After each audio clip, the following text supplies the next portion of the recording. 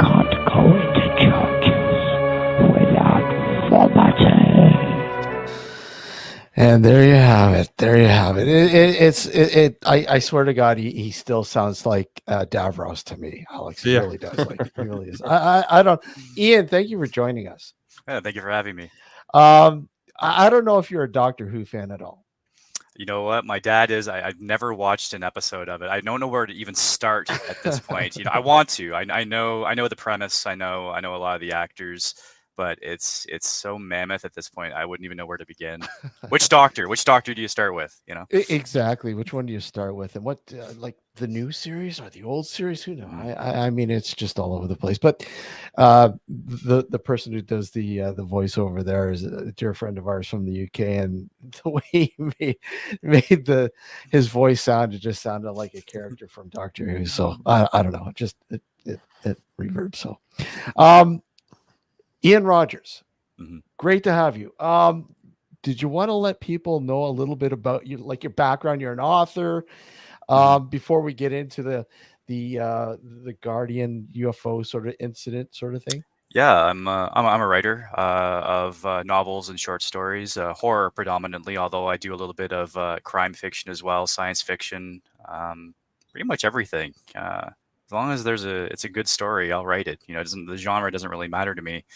But yeah, I started off as a teenage UFO investigator back in the early '90s, and that was just spurned by my whole interest in anything paranormal. You know, it was sort of this rich melange of, you know, X-Files, unsolved mysteries, true crime. I mean, when the X-Files came along, I mean, it was like the show was made for me. You know, like my father was in the RCMP, he was a federal agent. So I had that background and that interest as well. And then it sort of dovetailed with my interest in like horror movies and ghosts and lake monsters and all of that stuff with, you know, it was like, hey, here's a job you can actually do and it pays. And there's medical benefits, you know, like it's a job with the government. You can get paid to go run around chasing aliens and ghosts. So it was just something that sparked so many interests in me. You're in the right place at the right time for certain things in your life. And that just led into my love of telling stories, you know, writing screenplays. I was starting in film, which turned into writing books essentially. But my interest has always still been there in terms of UFOs and paranormal phenomena. I sort of I don't haven't investigated anything for a very long time, but I keep a toe in the industry. I'm usually aware of the big cases that are going on. I mean, the internet is obviously great for that. You can just go online and keep track of these things, you know. It's a wonderful thing, the great unknown. The paranormal is like you know, things like the X-Files. It just opened up a whole new can of worms, and it's like, oh, I've never seen something like this before. Well, I love a mystery, you know. At the end of the day, like that's why I like true crime. I mean, even though true crime is sort of just it's not supernatural. Again, it was like before the X-Files, it was unsolved mysteries. You know, here's a show where one episode they'll cover a fugitive on the run that they're trying to track down, and in the next segment they'll be talking about the Loch Ness monster. You know, it was just they're all mysteries, and I was just compelled by them. I love any kind of a mystery, and I think that's why I write them is because you're trying to find answers. You know, you're trying to find closure, and even by the time you come to the end of a story, sometimes it isn't a neat conclusion. Sometimes the mystery is always better. The answer isn't always satisfying. Now, some of your work has been optioned or something by Sam Raimi. Yeah, my first collection of short stories is a sort of a horror supernatural collection called Every House is Haunted. Wow. And Raimi optioned all the stories in the book. It's about 22 stories in the book. And they're currently one of them. It's a sort of a haunted house story with a twist called The House on Ashley Avenue. And that's the one that's in development right now at Netflix. So, nice. So they're working on it over there. Yeah. Congratulations. That's pretty cool. Yeah, no, it's really great.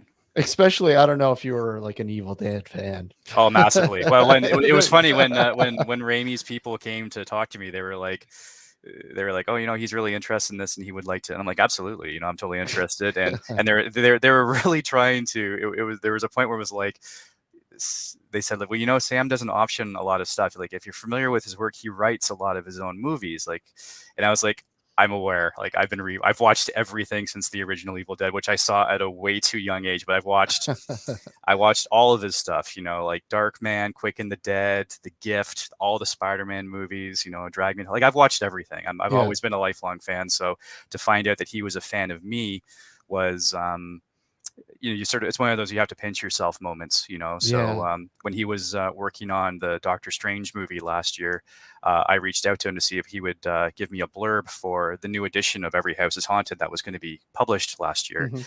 And he was really busy. Obviously, he was working on post-production on this film, this Marvel movie. But he was really generous. He gave me a blurb for the book, and it's a great blurb. It's one I just want on every book for the rest of my life. And he's just a real genuine. He's just a nice guy. You know, I've had the chance to Zoom with him, and he's just a regular person you can have a conversation with about books or movies. You know, he's which is what I'd heard about him. I'd heard he's a good guy to work with. He's just very genuine, and yeah, I consider myself really, really lucky that to have this opportunity. That is super cool. That is really cool. I mean, I kind of know how you feel because I got to work with one of my lifelong favorite directors of all time, Dario Argento. I'm not sure if you're familiar with him. Yeah, absolutely. Yeah. And when I got to work with him, it was, oh wow, this is pinch me already. Oh yeah, so, no, he's another legend. Yeah. Yes, absolutely. So let's get right into it then. You know, the UFO, the UFO investigation sort of side of your interest. Now, how did it begin? Well, obviously, you know, with the X-Files and all that kind of stuff, but what did it get serious? I mean, to the point when obviously this Guardian UFO sort of incident was playing out, because I mean, this was over several years, right? The Guardian case had like, unbeknownst to me, had started around the late 80s, and it wasn't until till the early 90s. Guardian had basically was this mysterious figure who was sending out material to various UFO investigators, mostly in Canada, but some abroad, in MUFON, the Mutual UFO Network in the United States, through the late 80s and then the early 90s. And it reads like today or then and today as just kind of really kooky conspiracy stuff. It was just a lot of rantings, a lot of stories with nothing to back it up. Some weird photocopied images of what he said was an alien. Most people just dismissed it. There was nothing really here that they could investigate, much less put any credence to. And then in 1992, Guardian kind of ups his game and starts sending out more material, but this time he sends a videotape, and the videotape has what he purports to be a UFO that's landed in a rural area outside of Ottawa. The video doesn't show a UFO landing or taking off, which is what he had talked about in the documents. You just see this brightly lit vehicle with a strobe light on top in what appears to be a dark field with 4 flares burning off to the side.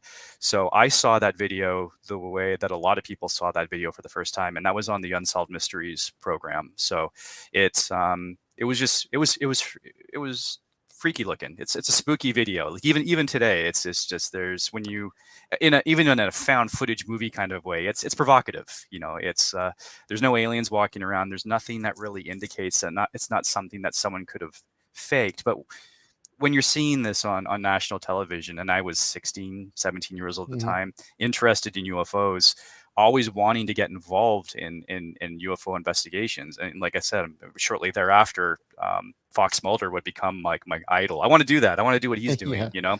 And then you find that it's only a few hours away from your home, you know, like other UFO cases like Roswell are so far away. To see something that's actually happening in Canada where I lived, and something that's even just a few hours from literally where my home is, I thought, maybe I could check this out. Maybe I could be part of this, you know? So I sort of just jumped into it sort of in the middle. There was American investigators and there was Canadian investigators. And I just kind of became like a third party investigator and just doing my own little thing. So what did you take it? What was your, like, standpoint in terms of, okay, how do I investigate this? Yeah, I mean, you know what? For me, I think if I didn't have, I don't want to say background because I'm not an investigator, but I had the mind. Like I said, my father was RCMP, my family was military, my grandparents were all in the military, so I was trying to really approach this from a skeptical, investigative point of view, like trying to treat it like a police investigation almost. You go there, you're going to check it out. You got to have sort of boots on the ground. You have to be there. Um, Talk to the witnesses, talk to the people, because again, it's like it was a wave of activity. There was people in this town were experiencing things independent of what Guardian was saying. That's why, regardless of the content of Guardian, which was very clearly fraudulent, he was sending out documents that were purporting to be Department of National Defense documents, and they looked like an 8-year-old made them. They weren't even good fakes. They don't look real. They had like photocopies of Polaroid pictures on them. But again, you had this videotape, and you had other people saying, oh, there's been UFO sightings in this area. We've seen stuff. And these are people that didn't know who Guardian was. They never heard of this thing. So it was kind of like the Unsolved Mysteries program inadvertently shined the light on this area where actual UFO activity was taking place. And frankly, I don't think Guardian was expecting to get, national attention on a major, television show at that time, because of course after that Guardian never sent out anything. That was the last of the Guardian material. So I think he was looking for some attention, and he sort of bit off more than he could chew, I guess you could say. And I do have the video. Do you want to watch it? I mean, you've probably seen it a million times, but just Oh in yeah, case, cue it up. just in case people. And we did have a question, and I was actually typing it out, typing it out there. Melissa was asking a film that's being made for Netflix, and we sort of touched upon that a little bit. Did you just want to reiterate that for her? Oh, the film, yeah. The film is it's an adaptation of a horror, a haunted house story of mine called The House on Ashley Avenue, and it's being produced by Sam Raimi for Netflix, and it's going to be directed by Corin Hardy, who's this great director. He did. The movie you probably might know him best for was a movie called The Nun, and that was part of the Conjuring universe. So he's also he directs a lot of the episodes for this BBC series called Gangs of London, which their second season just aired, and he's just a great guy. He's a monster guy. Like Corin is just one of these people who's just, he gets horror. He eats, sleeps, and breathes horror. He's one of us. You could not be in better hands with it really is a dream team. That they have working on this movie. It's just, I don't know what it's going to look like because it hasn't been shot yet, but I'm excited, and I know it's in good hands. Okay, we'll show this this strange little video that, and again, no one has anyone come forward? Like I can't remember. Has anyone come forward like claiming this? Well, again, Guardian sent it out sort of anonymously. And anonymously, that's right. So no one really knew. I mean, no one really even knows where it technically is shot. I mean, we have an idea of where it was shot, but there's not really any firm proof. Like no one signed an affidavit and said, I did this and this is where I did it, right? Okay, here we go. Videotape that Guardian had sent starts off with flares or some sort of red light, 4 of them, burning, nighttime picture. So it's totally black background with these 4 flares or red lights. And beside it, stationary, is a large, I'll say a large object. The only way you know there's anything there is the fact that it's illuminated from underneath, and it's a very, very bright, intense light. And on top of this structure, because it's apparent something was there, was a rotating or a flashing beacon. So yeah, that was actually the wrong one. But anyways, they get the idea. Yeah, I mean that's the footage. Yeah. So I mean overall, so you're investigating this, and what's like this is all unfolding close to there was a military base there at one point. Yeah, I mean it's hard when you have it, like the first thing you look at when you're looking at a UFO case, especially like what they would call a wave, and which is basically an area where a lot of UFOs are being seen over a short period of time. you're trying to look for, the first thing is plausible explanations. You don't immediately jump to aliens, and I certainly don't. But so you look at, well, what's nearby, and there's not only an airport nearby in Carp, which is the area where the Guardian incident was alleged to take place. But yes, there's also a military base. So lots of air traffic, like orange air ambulances were always going by. Even the times that I went up, there was constant air travel. One of the things that one of the witnesses claimed too was, again, sort of doing the deep dive into all things UFOs, was black unmarked helicopters are seen in the area. So the way that the RCMP was brought into it, because the RCMP doesn't investigate UFO cases, but the way this was, they did end up investigating this case. And the reason why, it was sort of like a special investigation to assist the public. And the way that they did that was they were more investigating the helicopter angle, because part of these helicopters in the area, supposedly either investigating or covering up the UFO activity, depending on what you believed, they were flying low, and you're not allowed to fly very low. There's laws against how high aircraft can fly in the area. So if helicopters, especially military helicopters, were flying, I think it was like below 500 feet, that's a legal infraction. So that was how the RCMP investigated it, and they talked to the military, they talked to the local airport, and then because it was so wrapped in with the UFO case, this constable ended up sort of kind of doing a Fox Mulder. He kind of ended up investigating the case. So because my father was also in the RCMP, I was able to we don't have the Freedom of Information Act in Canada. I think it's called access to information, but it's the same thing. You can request documents.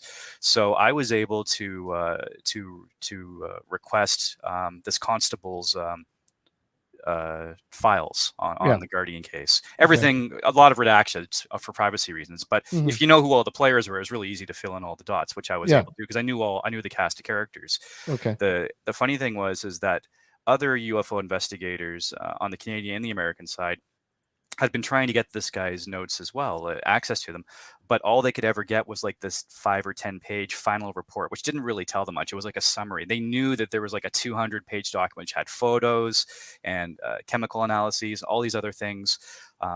My father, being in the RCP, was able to sort of tell me, again, it's not like he had secret access, but he was able to tell me how to tailor my access to information request to get what I wanted. So suddenly one day I had this in the mail, this giant pile of documents. So I read through it, and it was absolutely really, really fascinating to see sort of like an RCMP investigation into this UFO case, and the way that it sort of dovetailed with Unsolved Mysteries involvement. Everyone was trying to track down who this Guardian person was, because the idea was if you could find out who Guardian was, he was the linchpin of this thing, right? You'd be able to figure out what was going on. So what was the RCMP sort of stance after reading that? What was their direction with that? Their finding was that it was they felt, the constable felt that it was a helicopter, that it was a landed helicopter, especially because of the 4 flares. The 4 flares, especially in the formation they were in, were according to some people that he spoke to at both the airport, the Carp airport, and the military base, that this is a formation that they used for night exercises. Sort of you would land your helicopter closer, as near to the ground, and you would use these flares on the ground to orient, because part of it would also be not just landing there, but coming down low enough without actually landing, so they could jump out or do whatever. But the flares is what was what sort of tipped him off that this might have been a military operation, or something of that type. But then they also had other military people saying, "Oh no, we don't use flares like that. We use infrared flares that you can only see with certain goggles." So even the explanation had people that were contradicting it on one side. So it's, for me, it was like it was really a crash course into every UFO investigation that I've ever been involved with or heard about, which is, they're all halls of mirrors, man. You enter these things and it's just like, you don't know what you're going to get. I mean, I'll say this about the Guardian case. I mean, after that one, everything else like pales by comparison. It was so interesting. The cast of characters was so wild, and sometimes a little dangerous, especially for a 17-year-old kid who didn't really know. I was sort of getting in over my head with some of these people. But and that's exactly it, though. I mean, the information that you're able to receive and the direction. And I mean, yeah, you might have been over your head, but Mhm. still, Well, it just again, because I had access to this document, I was yeah, kind of like the belle of the ball. This is the reason why these investigators were willing to take a 17-year-old kid seriously. And I like to think yeah, that I was mature for my age, but that was my golden ticket. yeah. That was why Okay, they let me in. That was why um, I did a bit of work with the American investigator, which was a guy named Bob Exler. yeah. But I found out pretty early on that Bob, his intentions weren't necessarily pure. He was really monetizing the case. He was Oh, selling the okay. Guardian tape Yeah, for like yeah. $30 a copy. Really? And it was like, this is not yours to sell, like there's no copyright on this thing. And he was always feeling, I'll put you in my book. I'll put you in my book. And the minute that I found that he was being very, how should I put it, deceptive in some ways. And then when I got these government documents from and the constable had dealings with Bob Exler as well. That was all in there too. And he had the exact same thing. This person seems to be in it for monetary reasons. It was like, you sort of, everyone had these sources cited that my impression of him was correct. It was backed up by various other people. So Mhm. basically, when I told him that I wasn't going to send him these documents, he got litigious and he's like, "Well, I'm going to sue you." And I was just like, you know, probably just to try to scare the kid. And it's like, I was a kid, but I'm not stupid. I'm like pretty like, what would you be suing me for? It's just like there's no real legal ground that you can get Yeah. to give you these things. So again, it was really a watershed moment in my life when you're sort of seeing that, I think we all go through that period when you're young and you think that when you're a kid, adults know everything, Yeah. and there are these authority figures. And you do reach a point, maybe it's when you get your first full-time job or you go away from school, but you start to realize that not all adults are smarter than you. Not all adults are good people or are going to watch out for you. It's a rude awakening, but I think everyone goes through it, and you kind of have to go through it. And you realize that people have got their flaws. Some people are a certain way, but for me, it was it was just eye-opening on so many levels. It was such a weird time in my life, and I think I was just really in the right place at the right time. I mean, when Saloon Media and CBC came along to do this documentary, like almost Mhm. 30 years later, Yeah. it was like basically there's three groups of people that are involved in this case. They can't talk to some people because they're dead. It's been Mhm. 30 Yeah. years. 30 years. Yeah. There's people that are alive but they don't want to talk about it. Um, and so you're left with this very small group of people who could have been involved. So I still had all my case files. I was willing to talk to them. I remember the first thing I said, that we got together for lunch here in Peterborough where I live, Mhm. and they wanted to sort of feel me. I wanted to feel them out too, because I was like, this case is a hoax. Yeah, that's like, if you guys are going into it saying that this is, oh, maybe it's real, if this is going to be, I was worried that when it was going to be like a Fox TV production, because like the Fox that shows on UFOs back in the 90s were really Mhm. Yeah. tabloidy, Yeah. and Exactly. they covered Guardian. There was a Guardian suspect at that time, and one of these UFO shows on Fox Encounters. They chased him. They actually had like footage of like his face blurred out, and they were Wow. chasing him around, and it was just like, I did not want to be involved in any production like that. So I told them, I said, I'm happy to be involved. I still have all my old stuff. Um, So but I'm not going to be who involved like was that. this suspect? I don't really want to name him, Oh, just okay. just Okay. for Fine. privacy Fine. reasons. I Yep. mean, Yep. it's Fine. you can look Absolutely. online. I mean, it's Okay. all there. Absolutely. Yep. He Sure. passed away recently, and that was the other thing too. Even during the making of this thing, uh, like three of the people involved all passed away. Like one was sick, one like was previously sick, one just suddenly, I think it was a heart attack, Mhm. and yeah, the Guardian suspect, who I firmly believe was actually not Guardian, but he actually made like the perfect scapegoat for it. He was just sort of like a kind of an eccentric person in Okay. the town, because every town has at least one or two Yeah. people like that, who had nothing at all to do with it. He also unfortunately passed away. So since the documentary aired, it was one of these things where it's like, it's good they made that documentary when they did, because they could not have made it even a year later, because Bob passed away. The Oh, lead wow. Canadian investigator, he passed away. It was really sad. And one of the investigators who was actually supposed to be interviewed the same day that I was at the Defen bunker, which was one of the locations where we shot, Mhm. the day he was supposed to shoot, he broke his shoulder. So Oh, I wow. was looking forward to seeing him, because he was actually one of the guys that was in the Unsolved Mysteries broadcast. He was one of the few original investigators that I actually didn't get a chance to meet back in the day. So we talked on the phone several times, but we hadn't met in person. So I was looking forward to meet him, and they said, "Yeah, Graham's not coming today. He broke his shoulder last night." So I just felt absolutely awful for him.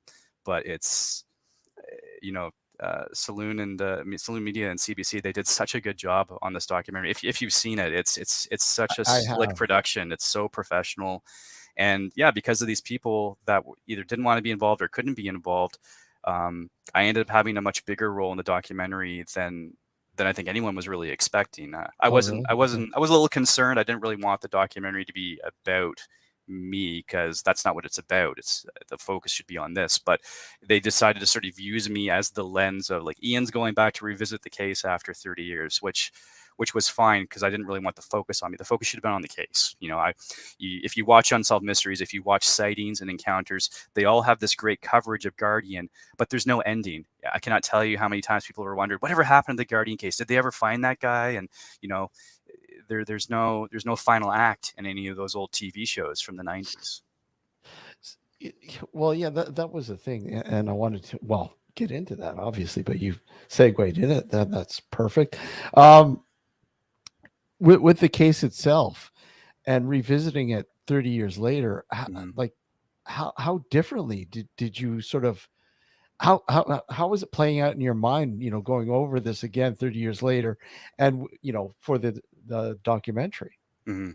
Well, I mean, there's memory lane and then there's memory lane. Let's just put it that way, right? So, ironically, speaking of lanes, I went back to Mannion Corners, which was like this very rural intersection where it all happened, where the case, where the witnesses were, where the field was, where the video was shot, and that area of West Carleton is built up in a lot of ways, but Yeah. that section is just like it was 30 years ago. So that was a little like my wife actually took some pictures of me in the same spot, in the same pose, from photos that I had taken 30 years ago. So that was a little freaky. That was like, wow, it's like, I'm so old. Where'd all my hair go? It was a moment like that. But it was cathartic, like you look back on your life, and it was one of these things where it didn't really change at all about what I felt about the case. The case was closed.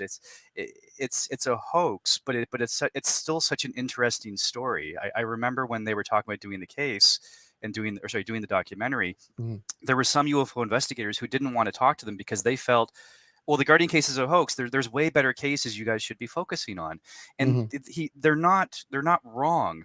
But just because the case was a hoax doesn't mean that it's not a compelling story. And for a storyteller like myself, for someone who went on to write novels and stuff, I think that maybe I was the best person to talk to for this documentary, because I was never bitter about it. Like even in retrospect, it was.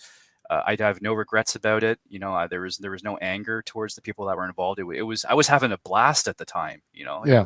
It was so much fun, and I only look back at that time with fondness.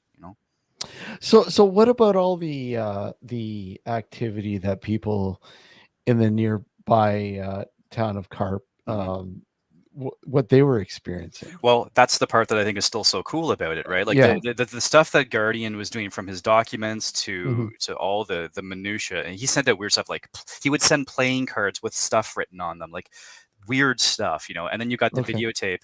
I believe all of that was a hoax, but people were still seeing stuff at that time, even before the Guardian tape. They're like one of the best things about UFO Town, the documentary, was they were able to track down some of those people who didn't even know who Guardian was, had no connection to it, but they were seeing stuff at that time. So again, for someone who really likes a mystery, this case has so much closure to it on one respect in terms of Guardian's involvement, but it sounds like something still could have been going on there. People did sound like they were still seeing stuff, and all kinds of weird stuff, like weird entities around in their backyard, really strange, like military people in what sounded like hazmat suits.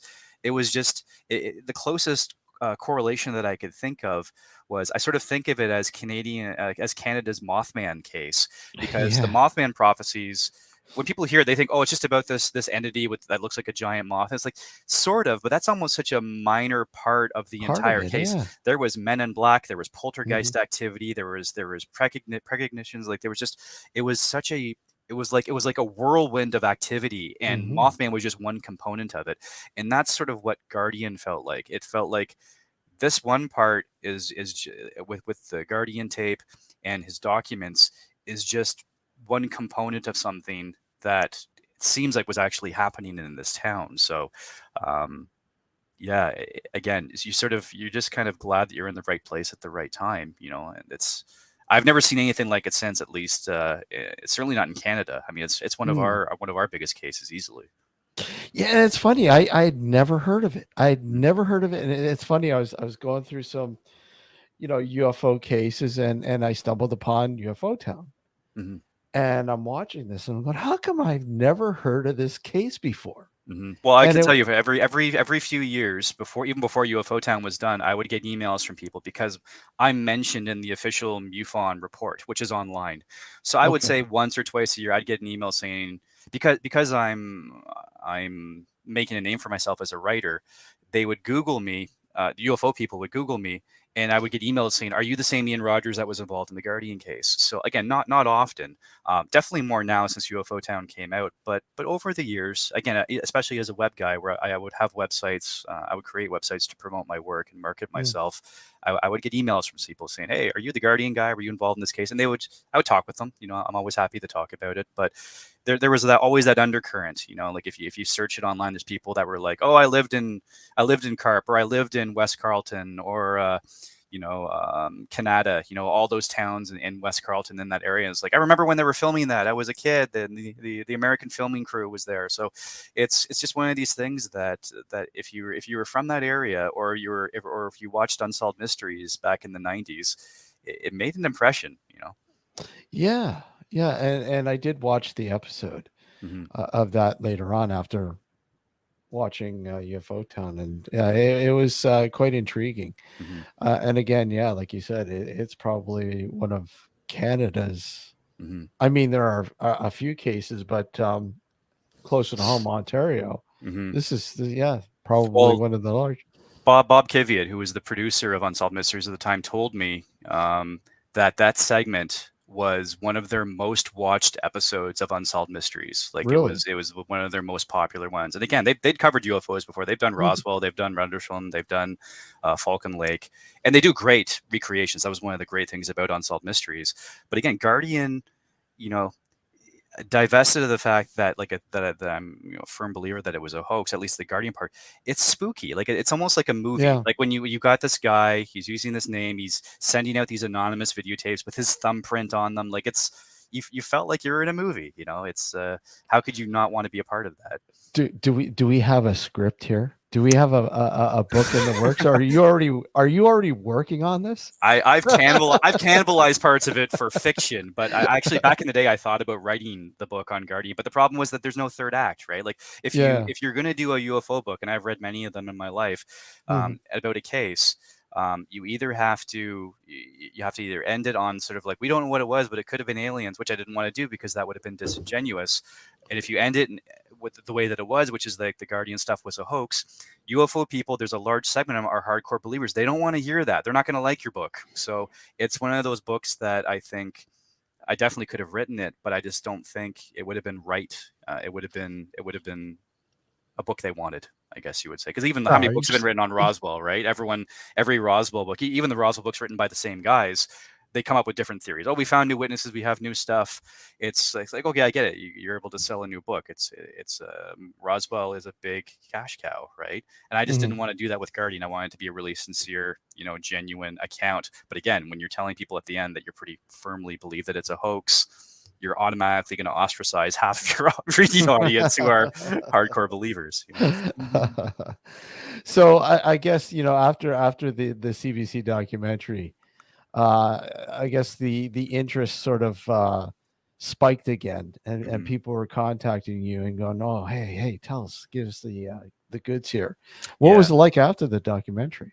Um, it was, again, there was a lot of sort of deja vu, because I would Yeah. have people reach out to me, and even though, like, I wrote there was an essay on the CBC site, because they wanted me to do this promo for it, so I wrote an essay about about, you know, it was basically, it was like one of those old 1950s sci-fi movies. I was a teenage UFO investigator, right? So, but in the essay and obviously in the documentary, like I tell people, it's there, like, I don't do this anymore. I haven't done it for a long time.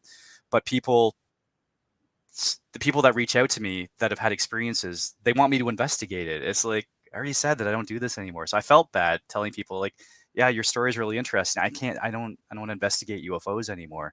So I was always able to forward those emails to people that I still know in ufology. But it was all, it made me actually feel kind of sad, because I would say, you know, oh, can I tell you my story? I was like, well, you can, but I'm not an investigator anymore. And I was like, but I can forward it to this person. And they were like, oh, okay, but well, here's my whole story. And they would write this giant long screed about this encounter they had like a year ago or 30 years ago. And you just start to realize that these are just people who, they want someone to listen to them, you know? So even though I wasn't doing anything with that, I wasn't going to come out of retirement and start investigating these cases. I would still forward them to these investigators I know, but I would still read what they wrote. I would still sort of respond and sort of say, hey, you know, that's really interesting. That's really scary. I'm sorry that happened to you, because sometimes these people were scared. But ultimately, it reminded me of what it was like, even being a skeptical investigator back in the day, was no judgment, you know. You're there to sort of collect the stories, you know. You're like a bard, you know, like the oral storyteller who's just sort of going from place to place collecting people's stories so you can pass them on. I mean, because you can't do a lot with people with these stories, especially when they've happened so long ago. Even if it happened like last night, oh, I saw this light in the sky.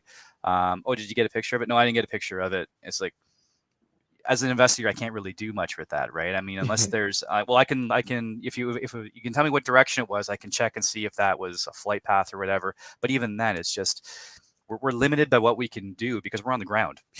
You know, essentially, in simplest terms, we're limited in what we can do because this stuff has usually already happened.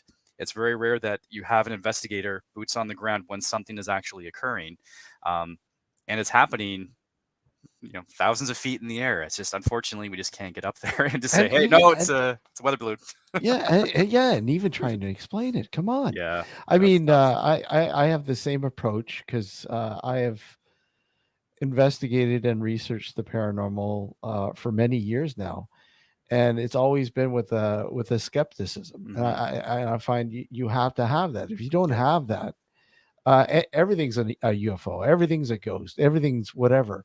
And my mindset is, I'm not going in there to look for a ghost. I'm going in there to explain. Right. And a lot of people just don't get that sort of angle, and are kind of I think disappointed, really. Yeah. Well, and that was my takeaway. Like, me and some friends did a reread of like a group reread of the Mothman prophecies, and I had remembered John Keel being a lot more skeptical than he actually was. But when I reread it, it was like, this guy never met a conspiracy he didn't like. It was like he would have problems with his phone, and then he was convinced that the CIA was bugging his apartment building. It would be like, oh, well, so-and-so told me that she saw this alien, and it sounds unbelievable, but she was a very sincere person, so I knew she couldn't have been lying. It's like, that's not logical. That doesn't make any sense. So it was just like, he was a good writer, and I really liked the book. But from an investigator point of view, you're not doing anyone any favors by just believing everything. Like, listen to everything and be willing to engage. But, you know, if you're not going to be impartial, you're not going to be able to sort of present impartial findings. You know, like I said, the book is very good, but and I enjoy it. But from an investigating point of view, it's like it's not like it's a handbook that I would recommend saying this is what you should do as an investigator. You know, which is ironic, because considering his journalism background, you would think he would be a bit more skeptical. But he was also kind of a player in it too. Like, he was involved. He was having these contacts as well. So maybe when you can't have that distance from the case when you are when you're one of the participants, you know. Yeah, it's a fascinating story. I mean, the book, obviously, but just the whole scenario, like you said, there's many facets that make up the intrigue of the Mothman. You know, Point Pleasant, you know, the bridge, the Men in Black, all sorts of stuff that just play out, and you're like, wow, is this Mhm. real? Yeah, well, even the movie is obviously Yeah. more of a modern take on it, Yeah. but I love the movie in terms of the mood and the sort of the way that it was affecting the town with like these various phenomena where they just were at a loss. It's affecting people on a personal level, and if they're not even directly involved, like no one even wants to go near the town. It's almost like supernaturally Mm. radioactive. You just want to stay away. So I felt that even though it wasn't like a literal um, like adaptation of the book, like obviously taking place in the 60s leading up to when the bridge collapsed back then, it had enough of those components that I felt that it sort of was like a very good spiritually adaptation of it. Like the spirit of the book was there, you know. Yeah. Um, and it was just again, it was beautifully shot. That sense of dread was there. I remember seeing it in the theater, and I was thinking like, wow, this is terrifying. You know, like it's Oh just yeah, that absolutely. palpable dread. Because I think when people think Mothman, they think it's this monster and he's eating people and he's carrying them away. It's like no, it's just it's representative of almost like a baser fear. Like that's why like the slogan for the movie on the posters was "What do you see?" You know, because everyone Mm. saw something different, right? It was all about perception, and the Richard Gere character is just so compelled. He needs to know.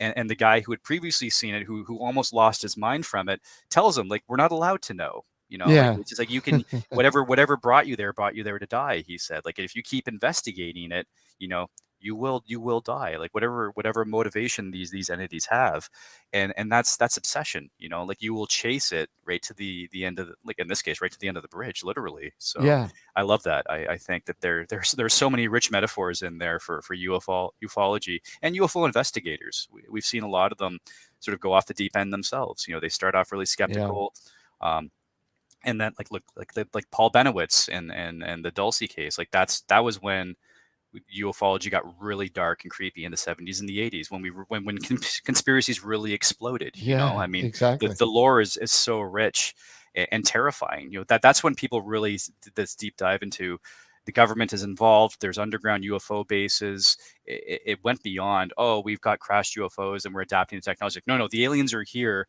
and we're working with them. And we're not just abducting or mutilating cattle. We're mutilating people. It was just like, it was terrifying. It's There's like a a whole horror new movie, ball man. game right there. Oh, Yes. very freaky. You know, Richard Actually, Doty, all those people, you know.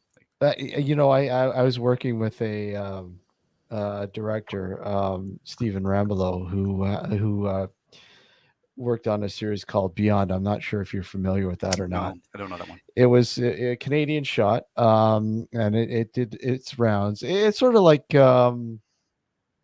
Unsolved Mysteries, really, Mm, like a Canadian version. But he did an episode on human mutilation, mm, and he tapped into the Brazilian case in the late 80s, I believe, mhm, where they found a body on the shores, and the body just screamed of, okay, this doesn't make sense. mhm, And But whatever, the case, that episode, NBC wouldn't play. mm.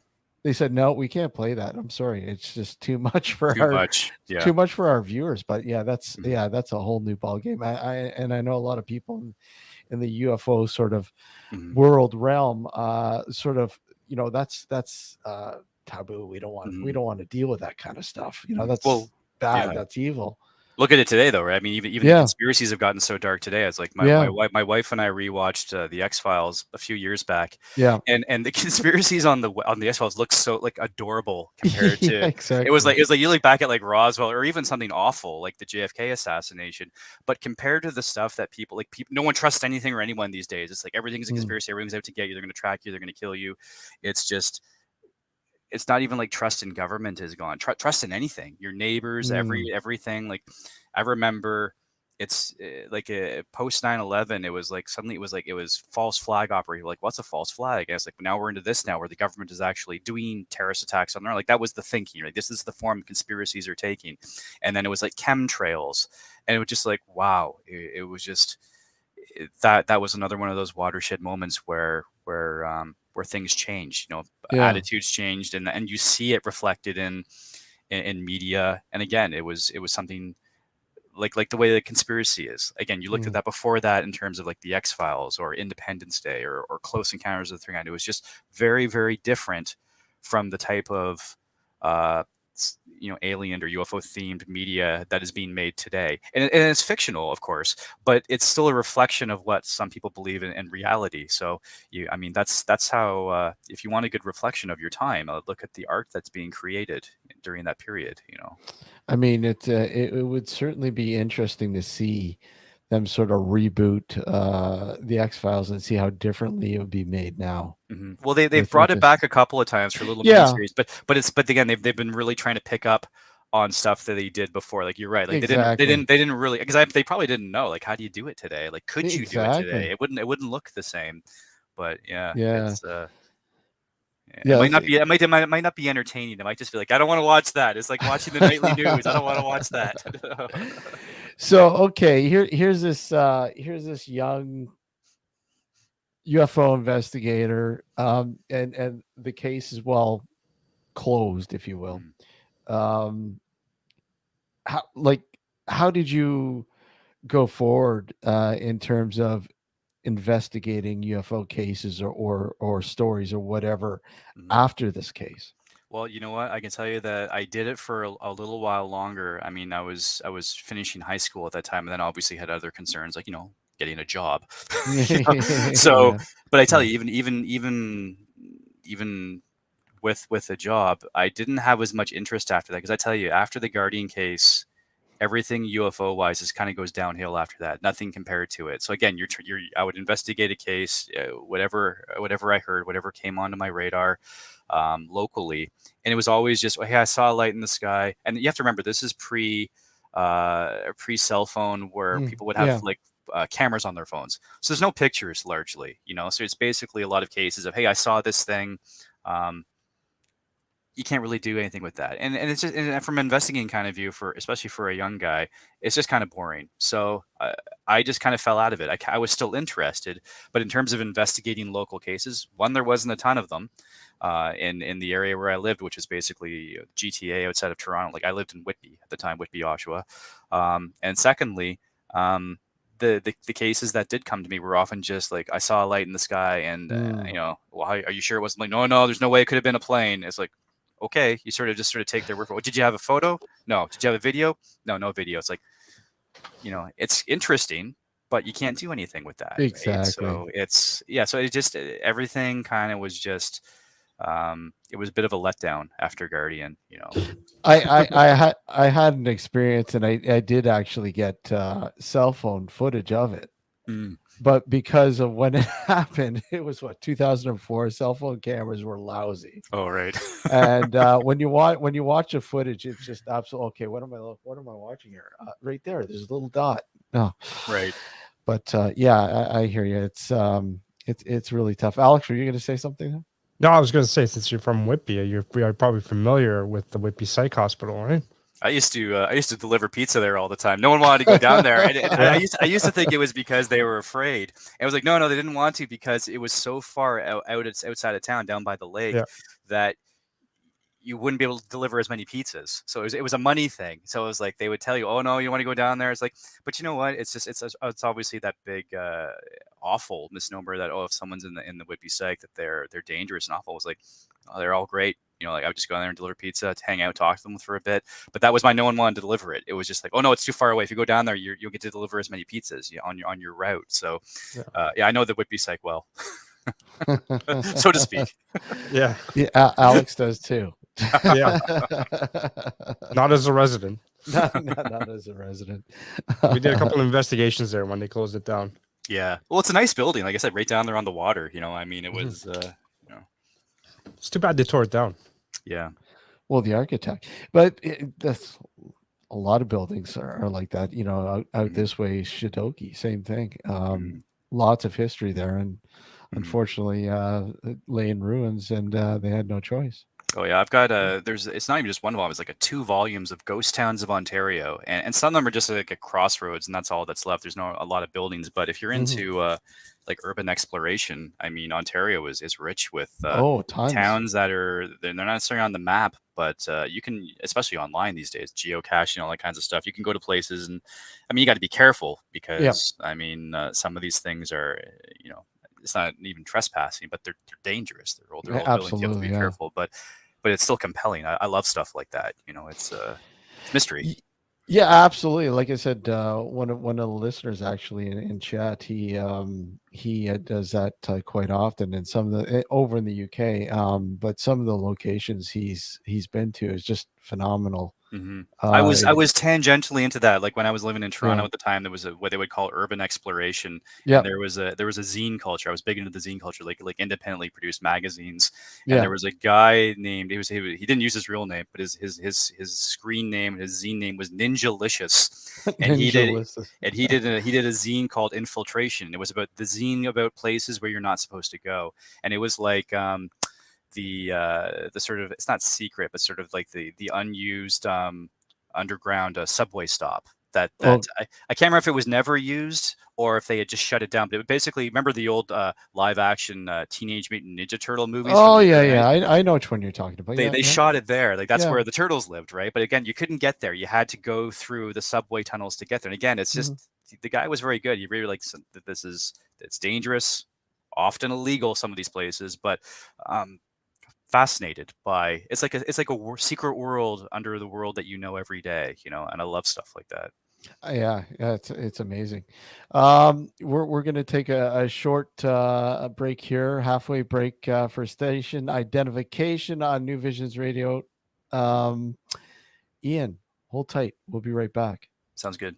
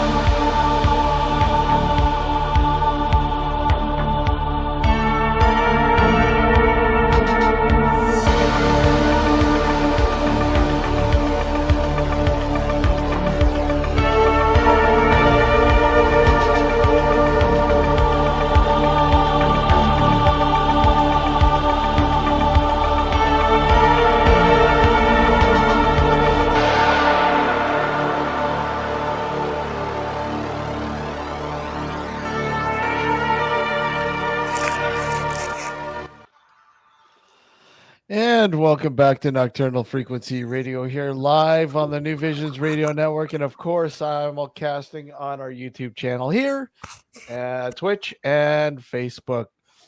Thanks for joining us this evening. And thank you, Ian Rogers, for joining us again. It's been a fascinating show. Well, thank you. Fascinating case. I mean, like I said, I had no idea about it. Mhm. And then, after watching UFO Town and like you said, there really isn't. I mean, there are some cases that sort of grab you, but this is like you said, for the most part, it's probably hoaxed. But there's certain aspects that make you kind of wonder. Okay, maybe there was something going on. That was why the UFO Town documentary was so good. I think that it really gave closure to the case that you didn't get from Unsolved Mysteries or Sightings, Yeah. while at the same time also saying, but there might have been something going on in this area, and then being able to have interviews with people from that time who had genuine experiences. It's just a really solid production. I'm really happy with it being sort of like the definitive documentary on what was going on there, as well as being the final case, in my opinion, on the Guardian incident. And I mean, if people want to watch it, it's available on YouTube. You can watch it. Just go to CBC Docs and type in UFO Town, or just UFO Town. I think you can just type in UFO Town and it comes up in the search on YouTube. Did you want to get into your books and your writing and stuff like that? Yeah, sorry, I apologize for the cat in the background. Hey, that's it's my partner. Speaking of your books, Ian, where can I pick up a copy? Every House is Haunted. I tried looking. I'm definitely going to grab a coffee. Yeah, you can get it from Chapters. Some stores will stock because it's a reprint of a book. Like the latest edition is in light of the movie that's coming out. It might not necessarily be stocked in stores right away, but I mean you can still get it from. You can order it online. There's an ebook edition as well if ebooks are your thing. This is what it looks like actually. Oh yeah, okay. Share there. So really great. I tried actually looking at Kobo. They don't have it. Oh really? Yeah, if you go to everyhouseishaunted.com, which is one of the websites that I run, there is an order page for all the various places online that you can get it from. I know that the one on Chapters, the one for chapters.ca, they have the listing. They just don't have the new cover art up yet. So you can still get it. It's definitely there. I know because I just did a signing at our Peterborough Chapters last Saturday. So I actually know someone who works at Chapters, and he's getting that taken care of so that the cover artwork and the proper book description will be up there. So I think it's because it's a reprint. It's just sort of it's like it's a new book, but it's not really a new book. So it's sort of slowly weeding its way back out to the various venues, and that's only going to get stronger if and when they actually make this movie. There might be a tie-in edition with the movie cover, the movie poster cover, that sort of thing, like you see with some books. But for me, I'm just glad to have it back in print. It was originally published in 2012, and then it was out of print for a few years. So it's nice to sort of have it there for people that want to read the story before the movie comes out.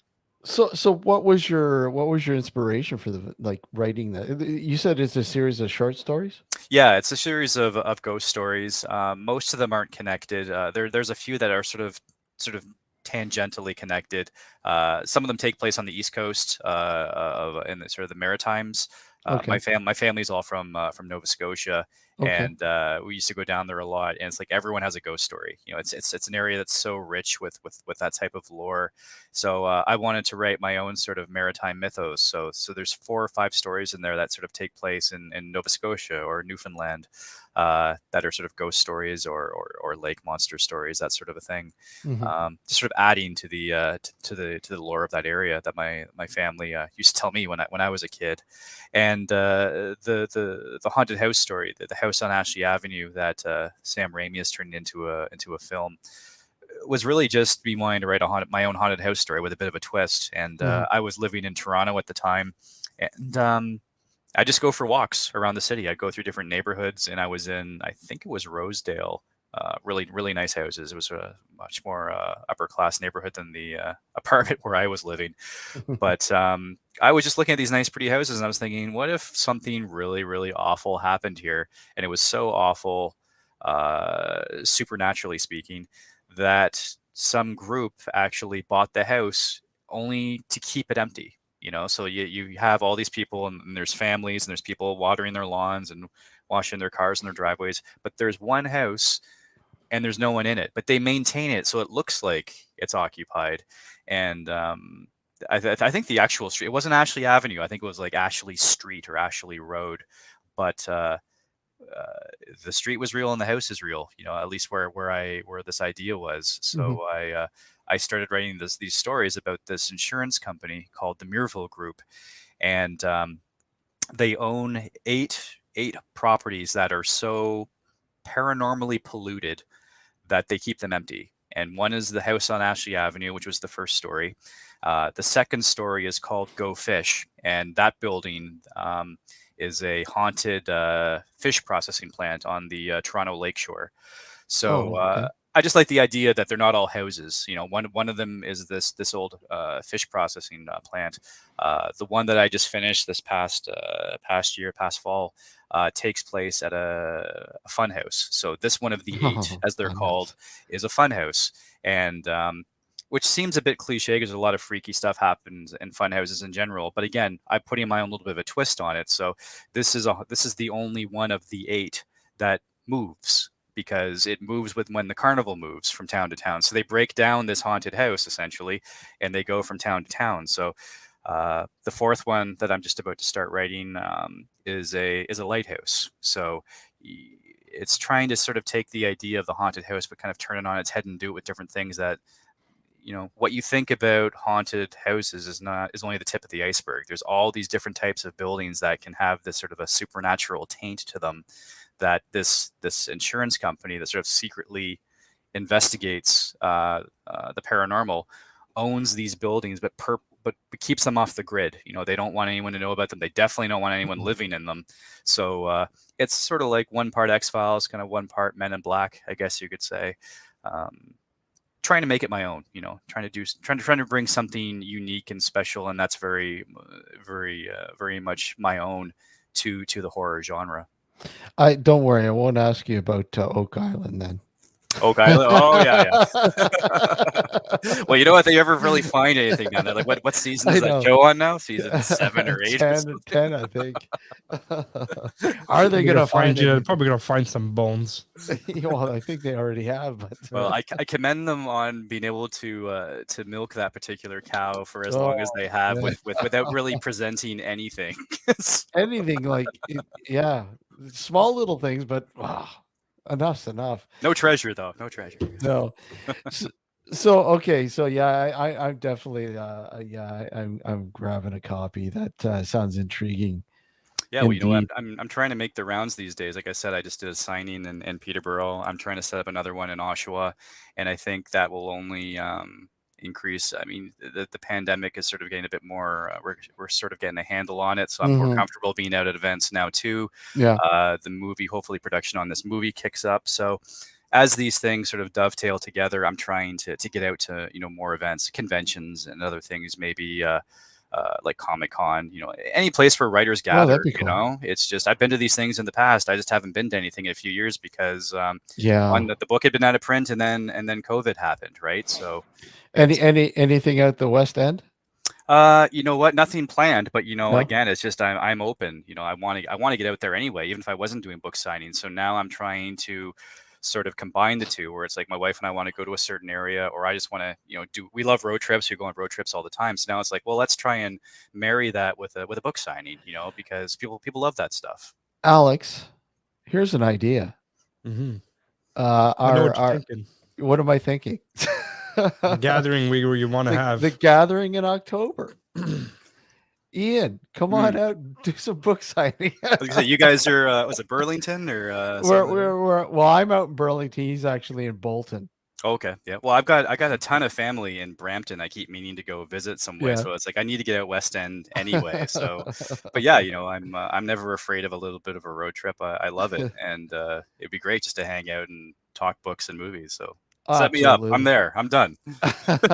We'll keep you. We'll keep you in tune. Yeah. Yeah. So with the writing, I mean, what inspires you all together?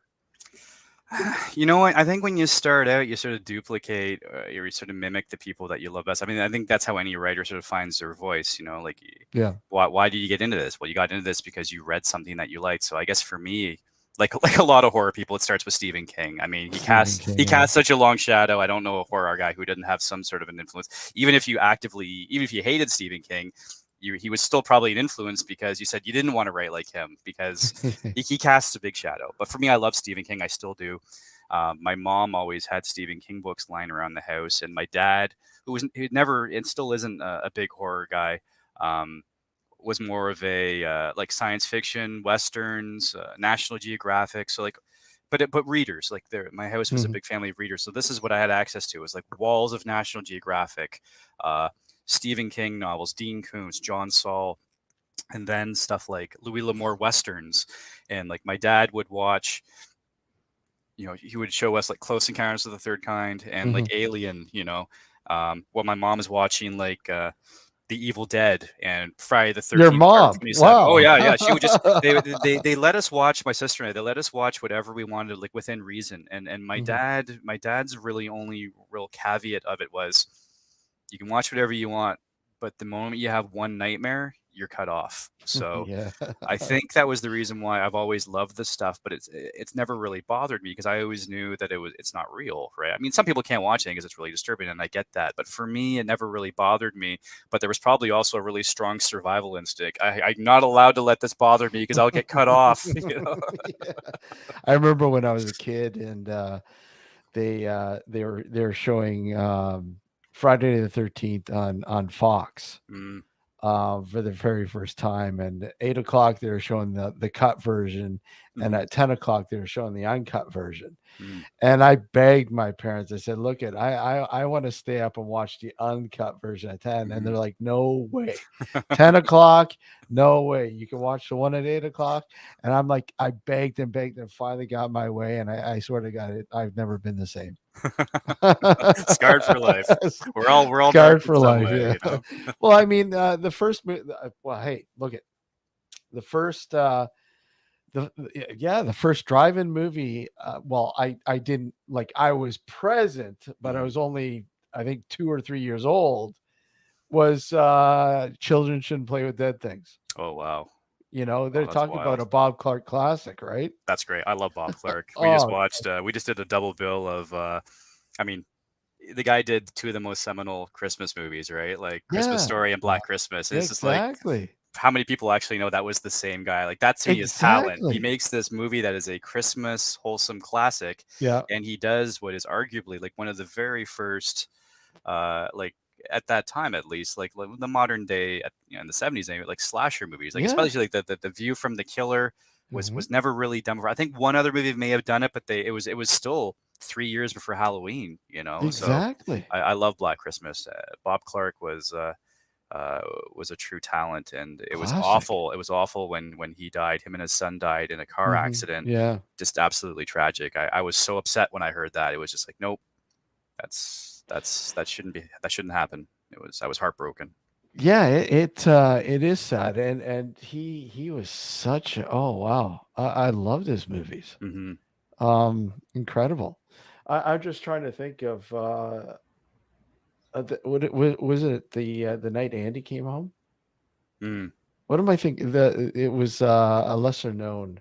Yeah. It was just something like that. Yeah, I know what you're talking about. I don't know the exact title, but yeah, I mean, he jumped across so many genres, right? Yeah. I mean, he just did. He went where his creative compass just pointed, and that's like, he's got a body of work that's just, you can't compare it to anyone else. You know? So okay, now I'm intrigued. What directors, horror directors, do you keep going back to? Oof. I mean, it's hard not to, you know, when you got the classics, you know, like, I mean, for me, like, I love like Romero, you know, like I just rewatched the original Dawn of the Dead recently, which is just a classic that always holds up, from the score to the setting. It's, for me, I think it's even better than the original Night of the Living Dead. and like, Carpenter, I'm a Canadian though. I mean, I'm always going to Yeah. be a Cronenberg guy. Yeah. It's just, for me, one of my favorite movies, horror movies, is Videodrome. It is just so scrambles your brains. It's just, and the fact that it takes place in Toronto, and it's essentially, the characters more or less Moses Neimer. I mean, you could argue that the movie is basically like a horror version of the making of City TV. Mm. And you're seeing like the CN Towers in the background. The TTC is going by. For a young guy, where you're basically seeing all these American movies shot in Toronto, but they're Mm. duplicating it for an American city. Cronenberg shot his stuff in Toronto and wasn't afraid to say it takes place in Toronto. Yeah, whether it's exactly. Videodrome or The Fly or whatever. It's like, no, this isn't Boston, this isn't LA, where this is Toronto. So I'd never seen that before. So I think that was something that also really had an influence on me in terms of writing. Was I was really worried that, being a Canadian, no one's going to want to read a horror novel that takes place in Toronto. I'll Mhm. have to say it's New York, because the audience is going to be largely American. They don't want to read about Canada, and the fact is that they do. They don't. I've never ever had a reader or an editor or a reviewer say, "Oh, this is a good story about Toronto, but I wish it was taking place in New York or Boston or whatever." You know, they care about the story. They're not going to get hung up on things like that. So that the story is paramount. Yeah, it's like it's like Europe in the turn of the century up into the 50s and 60s, cinema verite. Hmm. And Canada is in that sort of, we don't have a huge budget, let's work with Hmm. realism Hmm. and the story and the characters, and you sort of get that with a lot of the horror films. Hmm. There's some really really cool, one I always, well, there's a whole bunch, but I don't know, it's a cheesy film, but I again, I liked it because um the location where it was shot, I mean, Scarborough, Mm. and you're looking and you go, wow, this is so familiar, and it's gone now, but it's hard to believe that there was farmland there. Hmm. The Clown Murders. Have Oh, you ever right. Yeah. seen Yeah. you Yeah. ever seen it? A long time ago, a very, Yeah. very long time ago. That's one that I probably need to revisit, because, yeah, you're right. Yeah. A lot of those movies, it's great looking back and seeing, yeah, locations that Yeah. either they've changed a lot or they haven't changed at all. Again, that was something with Black Christmas. Yeah. I have it on Absolutely. DVD, and one of the featurettes was them revisiting old locations, like the house, which Yeah. obviously is still there. So it just drives it home, like, and pun definitely intended, because it's home for us. It's it's part of your culture, and I think that's the reason why someone like Cronenberg really resonates, because he's not trying to use his stories to tell someone else's cultural story. He's like, no, I'm Canadian. This is a Canadian story that takes place in Canada, like, with very few exceptions, except for something like, say, The Dead Zone, which is not his story. It's a great film, but it's an adaptation of a Stephen King story that's Yeah. going to take place in Maine. That makes sense. But largely, his body of work is just, it's very, very Canadian. And even his son, like, his son is His a son, great the same talent too. thing. Yeah. It's I think that you know there's a lot of great Canadian talent, obviously, in film and horror writing as Absolutely. well, and we do that all really well. We're like, whether it's someone like Craig Davidson, who writes horror under Nick Cutter, or someone like Gemma Files. Oh, These Gemma, are when I went to when I went to film school, she was one of my Oh, teachers. she knows more about Gemma's great. film, and especially Canadian film, than Yes, anyone. So I mean, absolutely. she is, and she's just also like a wonderful person. She's a Oh, very she's good friend of great. mine. I've known her for years. She is just I wouldn't say she was like a mentor to me, but she's been Mm. always someone where you sort of still want their approval. Like, I would never send her a story and say, "Hey, what do you think of this?" But it's, if I've published something, you sort of, and I'm in an anthology with her, I'm feeling like, well, I've kind of made it, because I'm in a book with Gemma, who's been doing it for a lot longer than I have, and it's just, Yeah. I mean, experimental film. One of her more recent books, a novel, is just, it's one of the great Canadian horror novels, bar none. Mhm. It's a modern classic. She's someone who's still upping her game, even however many years later. Yeah, I just remember talking for hours with her Hmm. about, you know, horror movies Hmm. and directors and just absolutely surprised. Hmm. You know, her range. It was just incredible. I didn't think, I thought I was the only person that knew half these people. Hmm. Oh, Wikipedia Yeah. goes to look up stuff at Gemma Files, Yeah, like that's how it exactly. works, No, she's encyclopedic knowledge of all Oh things horror yeah. film, especially Canadian. I mean, yeah, she used, like you said, she used to teach those courses. She used to write reviews Yeah. for Eye Weekly back in the Yep. day. I mean, Oh that's how yeah. I first discovered her. I was reading these things when I was living in Toronto, and I used to go to like local horror and science fiction conventions before I was Mm. even published. And I even have a book of her one of her very first short story collections that she signed to me years before I'd even published a single short story. So it's one of my cherished belongings. It was like, this is a person, the first real Canadian writer that I knew, to get a book signed, and Mhm. now she knows who I am. She's like, I feel like more of a contemporary with her. I can feel comfortable that you know I'm published alongside her. It really is like a dream come true in that respect. That is cool. That is Yeah. really neat. That's neat that you know her too. So Hmm. that's it is a small world. It Hmm. really is. Yeah, it just Canada really does have a lot of talent, and like you said, now would really like to know your work. So Yeah. I'm definitely looking forward to grabbing a book or two and checking Mhm. it out and yeah, that's really cool. Well, thank you. Yeah, and there's stories online too. Like there's if you go to my website, there are stories that you can read for free online. I've sold Yeah. stories to Tor books, and they've Tor is great. They actually publish a lot of short fiction for free online. So I've got a couple of stories that are there, and one of them is it's the sequel. It's Go Fish, which is the second story in this series of the one that Sam Raimi's adapting. So Okay. it's a nice little connection there that I like to tell people that, hey, if you like the story or if you've read it in the book already, go online and read the sequel for free, because I'm sort of writing all 8. I'm taking my time with them. I'm not trying to sort of churn them all out. I know where the series is going. I know how it's going to end, but I'm going to do them a little bit faster than George R. R. Martin, but I'm still taking my time with them. um, well, Alex, you what is it? The book that you always talk about, Oh, The Black Alchemist. The Black Alchemist. That's Mm. it. Yeah. But I was just reading on your website. You were on the Lovecraft Easing podcast. Yes. Yeah. Yeah, I watch that podcast every once in a while. Yeah, Well, no, yeah. that's one of my favorites. I know it's a great combination of a lot of writers that I know, or just a lot of writers that I'm super fans of. Mike Davis, who's one of the main hosts for that, is a super nice guy. And when he invited me to be on, I told him like this was like on my bucket list. I was really like, because it's if you're a horror guy, that's one of the big horror Yeah, podcasts that are it out is. there. Yeah.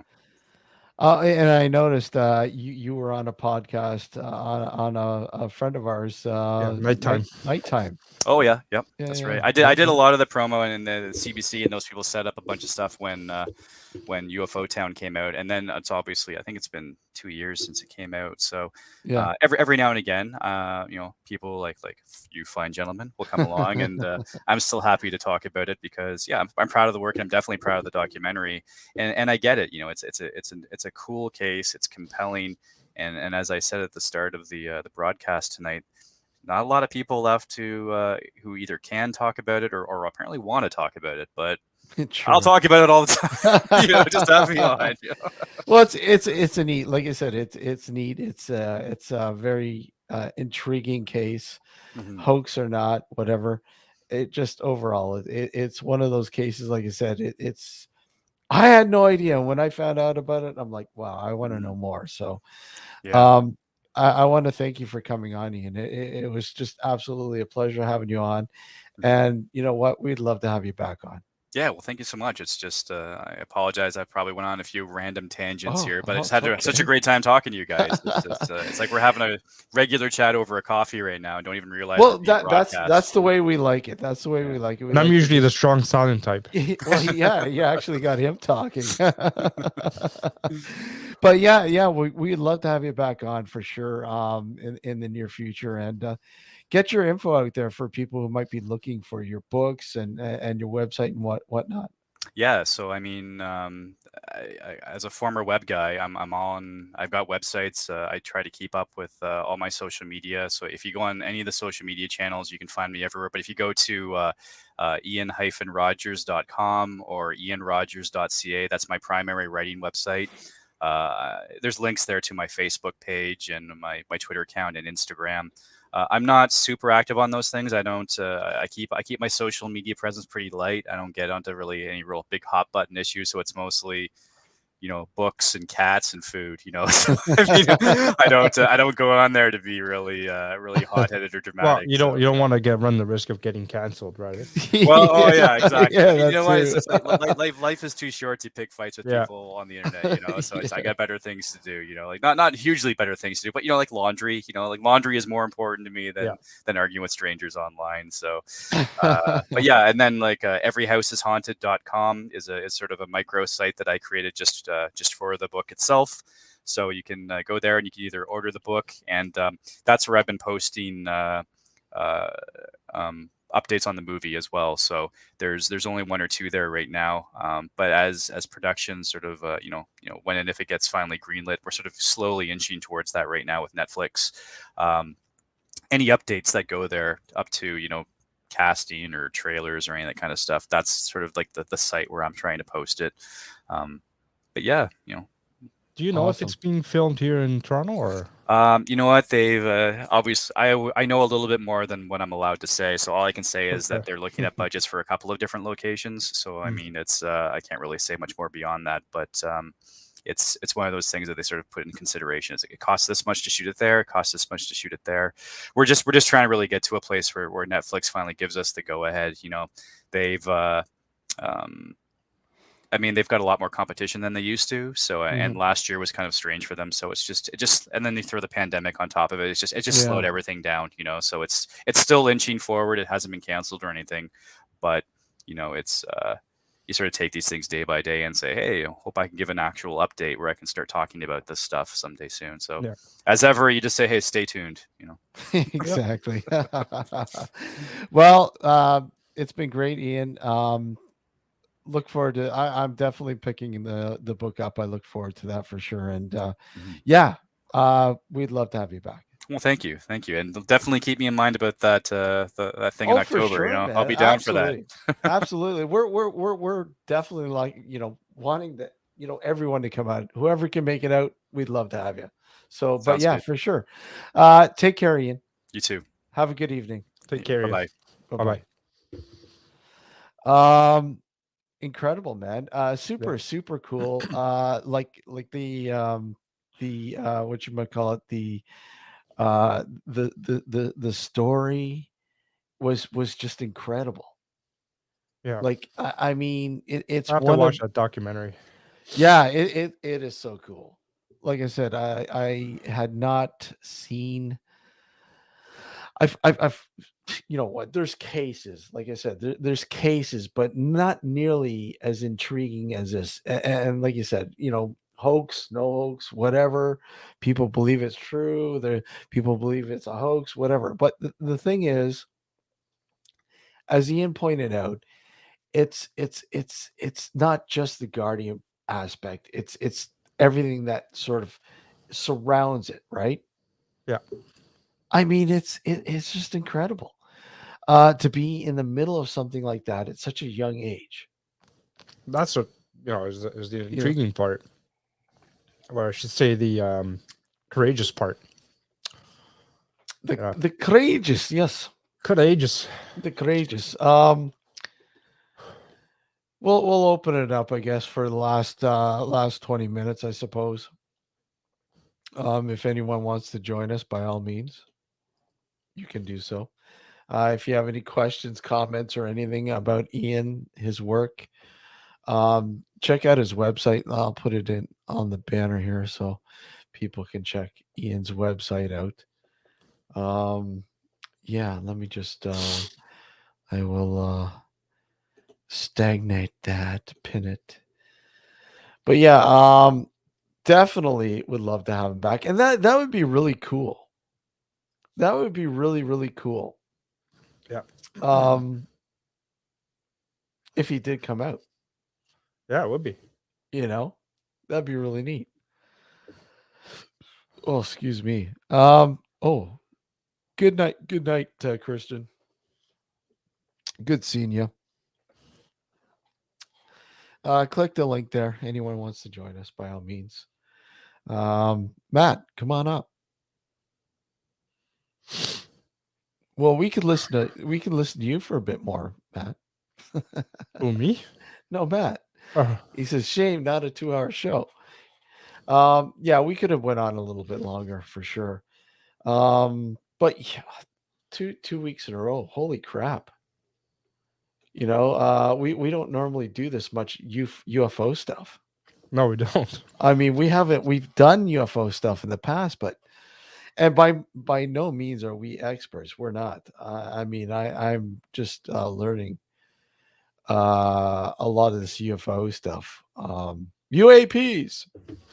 Oh, yeah, that's right. Huh? That's right. That's what they call them now. I mean, we always. It sounds like sexually transmitted disease. Yeah, exactly. But you have a UAP. You have a UAP. Well, hey, they I guess UFO is just there's just too much stigma. A lot of negative, a lot of connotations with UFO. So let's change it up and make it fresh and new. Let's see, permanent ones. What does it stand for again? Quinn wants to watch SAP. What? UAP? Yeah. Unidentified. UAP is a scam. Yeah, absolutely. Yeah, argument. Yeah, scam. Call it UFO. I like UFO. I've seen 3 UFOs, all in 19 and never before or since. Interesting. All at the same time, or all within the year of 1989. Interesting year, 1989. I mean, we always compare our experiences because I mean they're kind of the same. Here he is, Mr. Secret Vault himself. Hey. How are you, Matt? Sorry about the name. That's okay. How are you? Not too bad. Let me pause my stream that's going on because I can hear you twice. Okay. Yeah, sorry about the name. I was just chatting. We were messing around with names the other night, and I don't know how to change it. Stream there. I don't know how to change it. Yeah, I was gonna pop in, but unfortunately, I was on the road when you were doing your stream. What was it, yesterday? Last night, right? Mm-hmm. Possibly. Oh, I can see temporal transmissions in your chat, by the way. Okay. Yeah. In the little mini chat in StreamYard. You can't see him I can't see him. He's blocked to me, and yeah. There's a few people like this. They kind of ghosted out, and doesn't matter what you do. I put him as an approved user. Anyway, won't go on about that because it's not UFO related. This is UFO related. There you go, some red stripe. You drink enough of this stuff, you'll be seeing UFOs. Oh, yeah. Like, you want to change your name? I love you want to know how to change your name? Man. Yeah. You can do if you want. I can't do it. I don't know how to do it. Oh no, yeah, I do. It's over here. The 3 dots next to the microphone button. Yeah. Hang on then. The Secret Vault. I can't even spell it. There we are. The Secret Vault. It's because it's a real show now, isn't it? There you go. When you can't even get the guest to come on under their proper names. The dog is poised, wanting to jump off the bed. By the way, she's like, "I'm going to do it." There, she's done it. Right, okay. You go in. Real show now. What's really neat though is you heard about this case, the Guardian case. I know. So you. Yeah, I think I saw Bob Oshler speaking live at one of the UFO conferences in the UK back in the day, run by UFO magazine.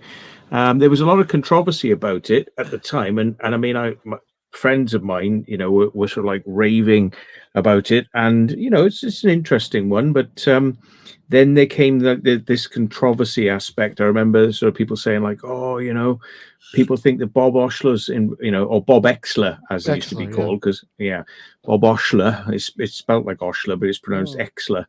Yeah, he was in some way behind it, and when it was put to him about certain things to do with the case, he got very shifty. That's all I remember. I can't remember the details. Some friends of mine would probably remember the details more. My brain is not what it used to be. Yeah. Speaking of which, about damaging some brain cells. Yeah, but yeah, it was interesting. I mean, like I say, my biggest thing was it was just the strobe light was so fast that is not normal in any type of aircraft to be pulsing that fast.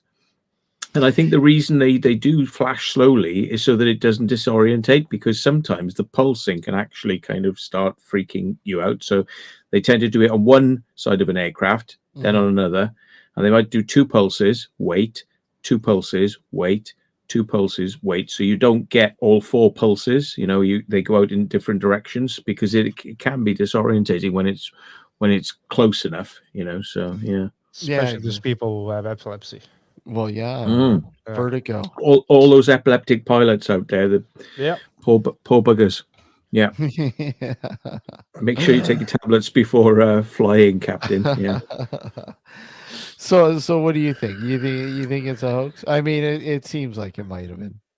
What do you think? I hate that word hoax, because I get it used for me and what we used to do a lot. I think it could be. Yeah. There was some debate that it was filmed of something else, and it was kind of not what it was purported to be, but nobody really knows. I mean, there was even some I remember somebody enhancing the footage and saying they could see people walking around the bottom near the flares. Yeah. I remember here. That, You heard about that? Yeah. It's a weird one. Don't know what to say, really. I mean, it's one of those that the story may never be fully, fully revealed. Here you go. There's the footage there. I mean, of course, it's not the best footage, but no, and I mean, I know that people. Was it Jim Dilatoso? People like that were analyzing stuff, and they could boost the brightness and make it a lot better, and they kind of playing around with it. But that to me looks very much like a disco strobe light, one of these like little cheap strobe lights you get. But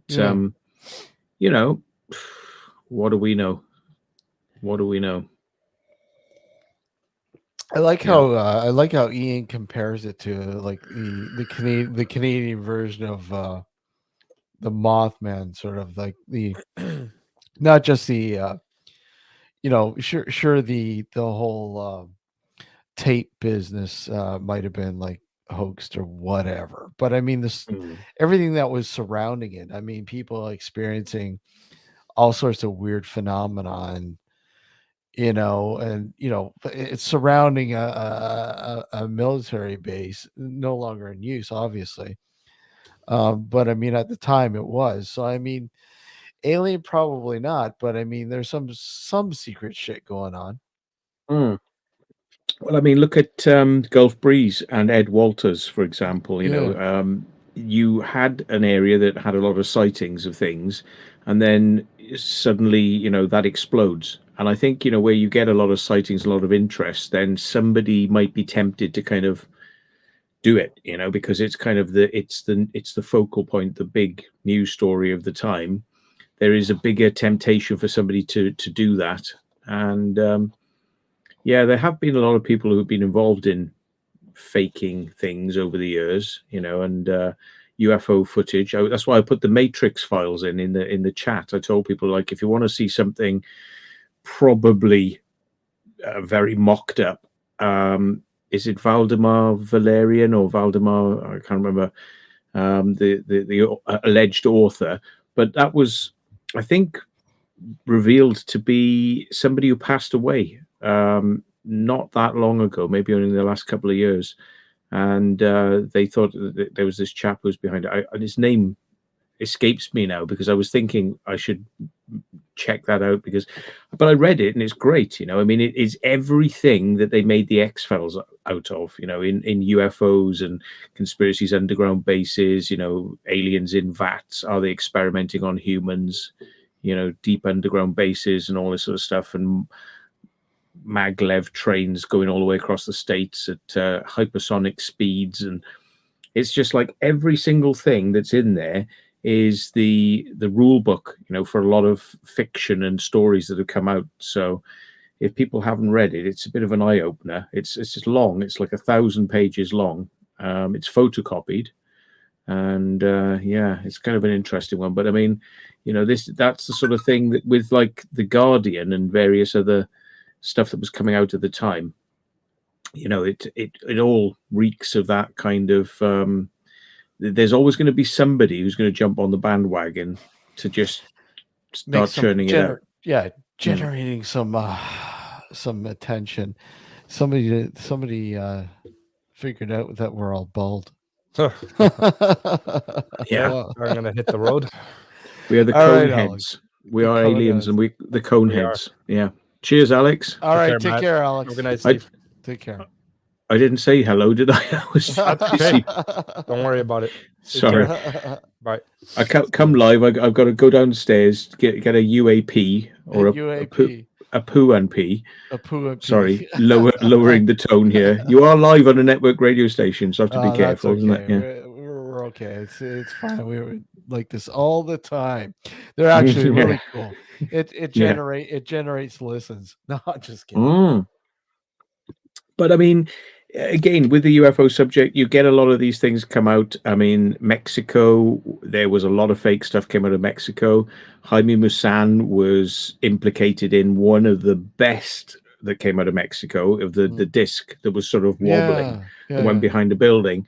And if you pixel peep it, you can see there's some real problems with that footage. And it's people are drawn to do this, and like somebody like Jaime Maussan, you would imagine, he's in a position where being a producer and looking for great footage and asking everyone to send great footage in, and then it's like, the temptation to kind of, get a little bit naughty and make something.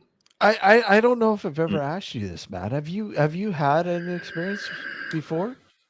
Oh yeah. I mean, I've talked about them. I think I've ruined my credibility from some people's point of view to kind of be talking about this. But yeah, my first encounter was a triangular-shaped orange shimmering light in South Wales. That turned me on to the fact that people might be telling the truth about UFOs, and got me investigating and got me out there doing that sort of stuff. And then since then, I sat on a hill me and my friend were facing north towards a high activity area where people were sky watching, and then I saw a light which I thought was just a car headlight, somewhere on a distant hill. It got bigger and bigger. Then I thought, it must be a flare or something, and then it just got very big, and we got out to the car, me and my friend, and we were watching this thing, and it just got so big in the sky. And I remember reaching and getting a pair of binoculars and looking at it, and it's like I could see a line going through it, which was weird. It was very odd, to see a line going through this thing, and we were looking at it, and we were literally standing, like, saying, "What the?" It was one of those sort of, it was so crazy what we were looking at, and so large. We aren't talking about a little dot in the distance. We're talking about something that's filling up like 45 degrees of your vision in front of you, like that. Yeah. And I had a camera. I had a video camera in the car, but it was one of those situations where it was so crazy and so big, we were gobsmacked. And after it blinked out as well, which was really weird, because we were there and then we were watching this thing, and all of a sudden it didn't dim and go out. It just went boom, and we were standing there like going, "What the hell?" And considering your night vision is normally affected by things like that our eyes weren't affected by it, and we just went, "Where did it go? Where did it go?" So I rang my friend, and he said, "Did you film it?" And I went, "Oh shit!" It's like, "No, I didn't. I didn't film it. No." So I've kind of trained myself now to always get the camera out if I ever see anything weird. But Yeah, I've seen a helicopter chasing a little red ball of light, and it went off into the distance, and there was a saucer that must have been the size of the village of Pewsey, which is probably about maybe half a mile or a mile across. Wow. So this thing was a mile wide. The little red light went up into the bottom of it, and it just went pew, like that into the cloud and disappeared. It was one of those things where it just went pew, like that, and we saw it move, but just crazy. And what else have I seen? I've seen a thing called the Amber Gambler, a little light that comes up above a hill. And I saw some people up there, and I thought that they were perhaps communicating with crop circle makers in the field. So I took a walk up there, and I've been watching them for like 10 minutes, and they've been dancing around. They were dancing around in a circle. I thought, what the hell are they doing? And I was like, night vision on them, binoculars, night vision, back and forth, back and forth. And towards the end of this, watching them going around like that, there was a person in the center, and they were going around this person. And then when I looked back, they'd all shrunk. They'd all shrunk down, so they were like half the height. And I was like, right, I'm going up there. That's it, I'm going up there. So I locked the car, and I sprinted the whole way to the top of this hill, which was quite a feat. And when I got up there, nothing. Nobody there at all. Wow. Except for the most amazing view of the valley bathed in moonlight, which I've never seen before. And I thought, well, maybe something brought me up here to see that. I don't know. Maybe something was going, come. I think these things are like lures sometimes. It's like fishing. They fish for our attention, and they try to get you to come. And they do it through coincidences and telepathy and feeling and and like I was there for 10 minutes watching this stuff, and it was when they shrunk that was right, okay, that's very weird, So what do you think overall? Do you really believe that these are in fact from another world? I do believe not all of them, obviously, but I mean, okay. Go ahead, sorry.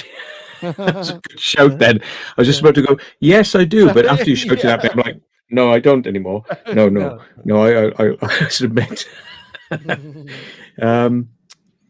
I think they're not from around here, because the military helicopters didn't seem to be keeping up with this thing. It seemed to be sort of trying to follow it around. And this thing was just all over the place and whoosh off.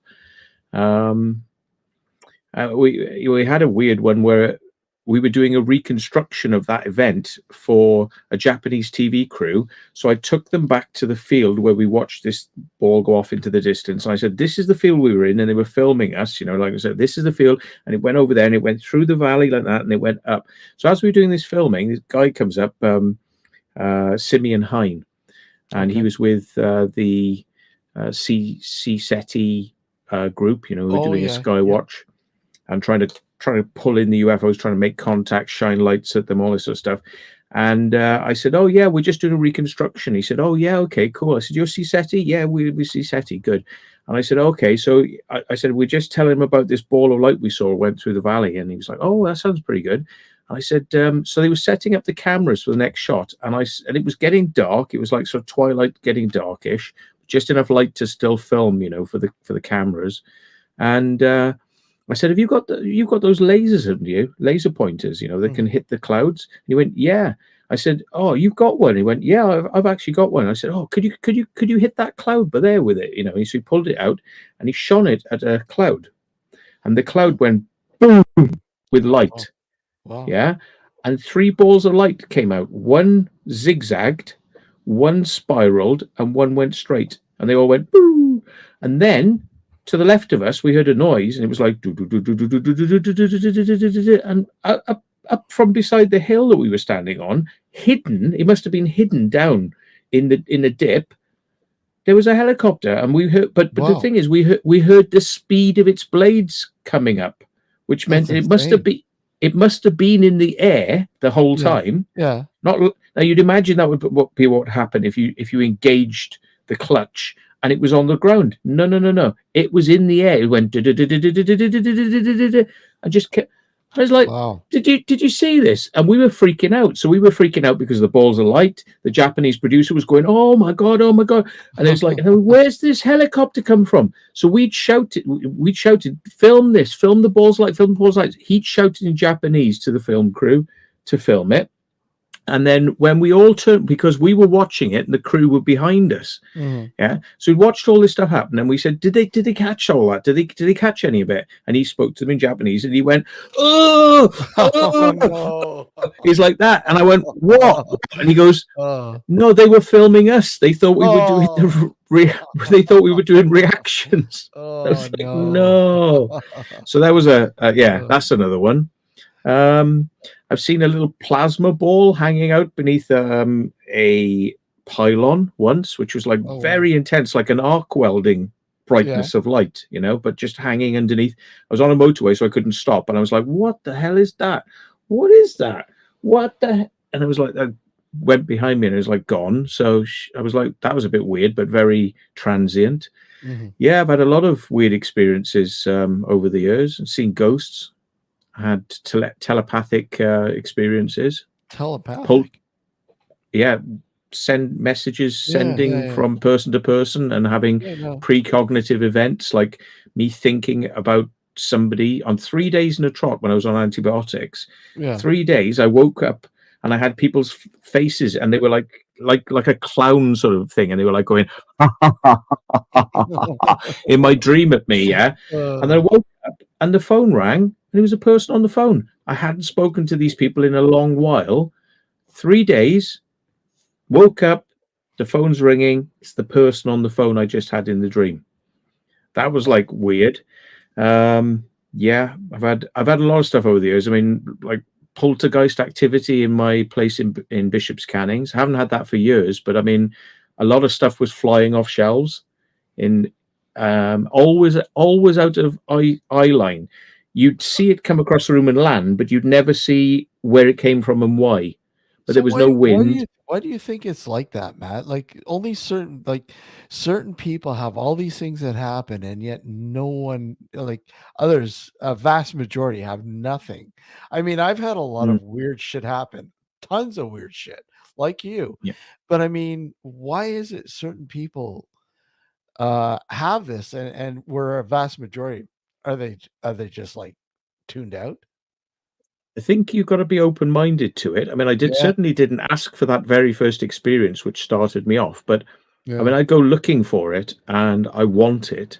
So I'm kind of open-minded. I don't know whether that opens a doorway, because I think people who have ghost experiences, a lot of them are not asking for that. They kind of it opens them up. But what's the trigger? Or why the first time then, or why does it start? I really don't know, but I think that every time I would speak to this spirit or whatever it was that was throwing things off the shelves in the house, it would calm it down. It would just go away, and I would just be going, "Go on, do it now. Go on, do it in front of me."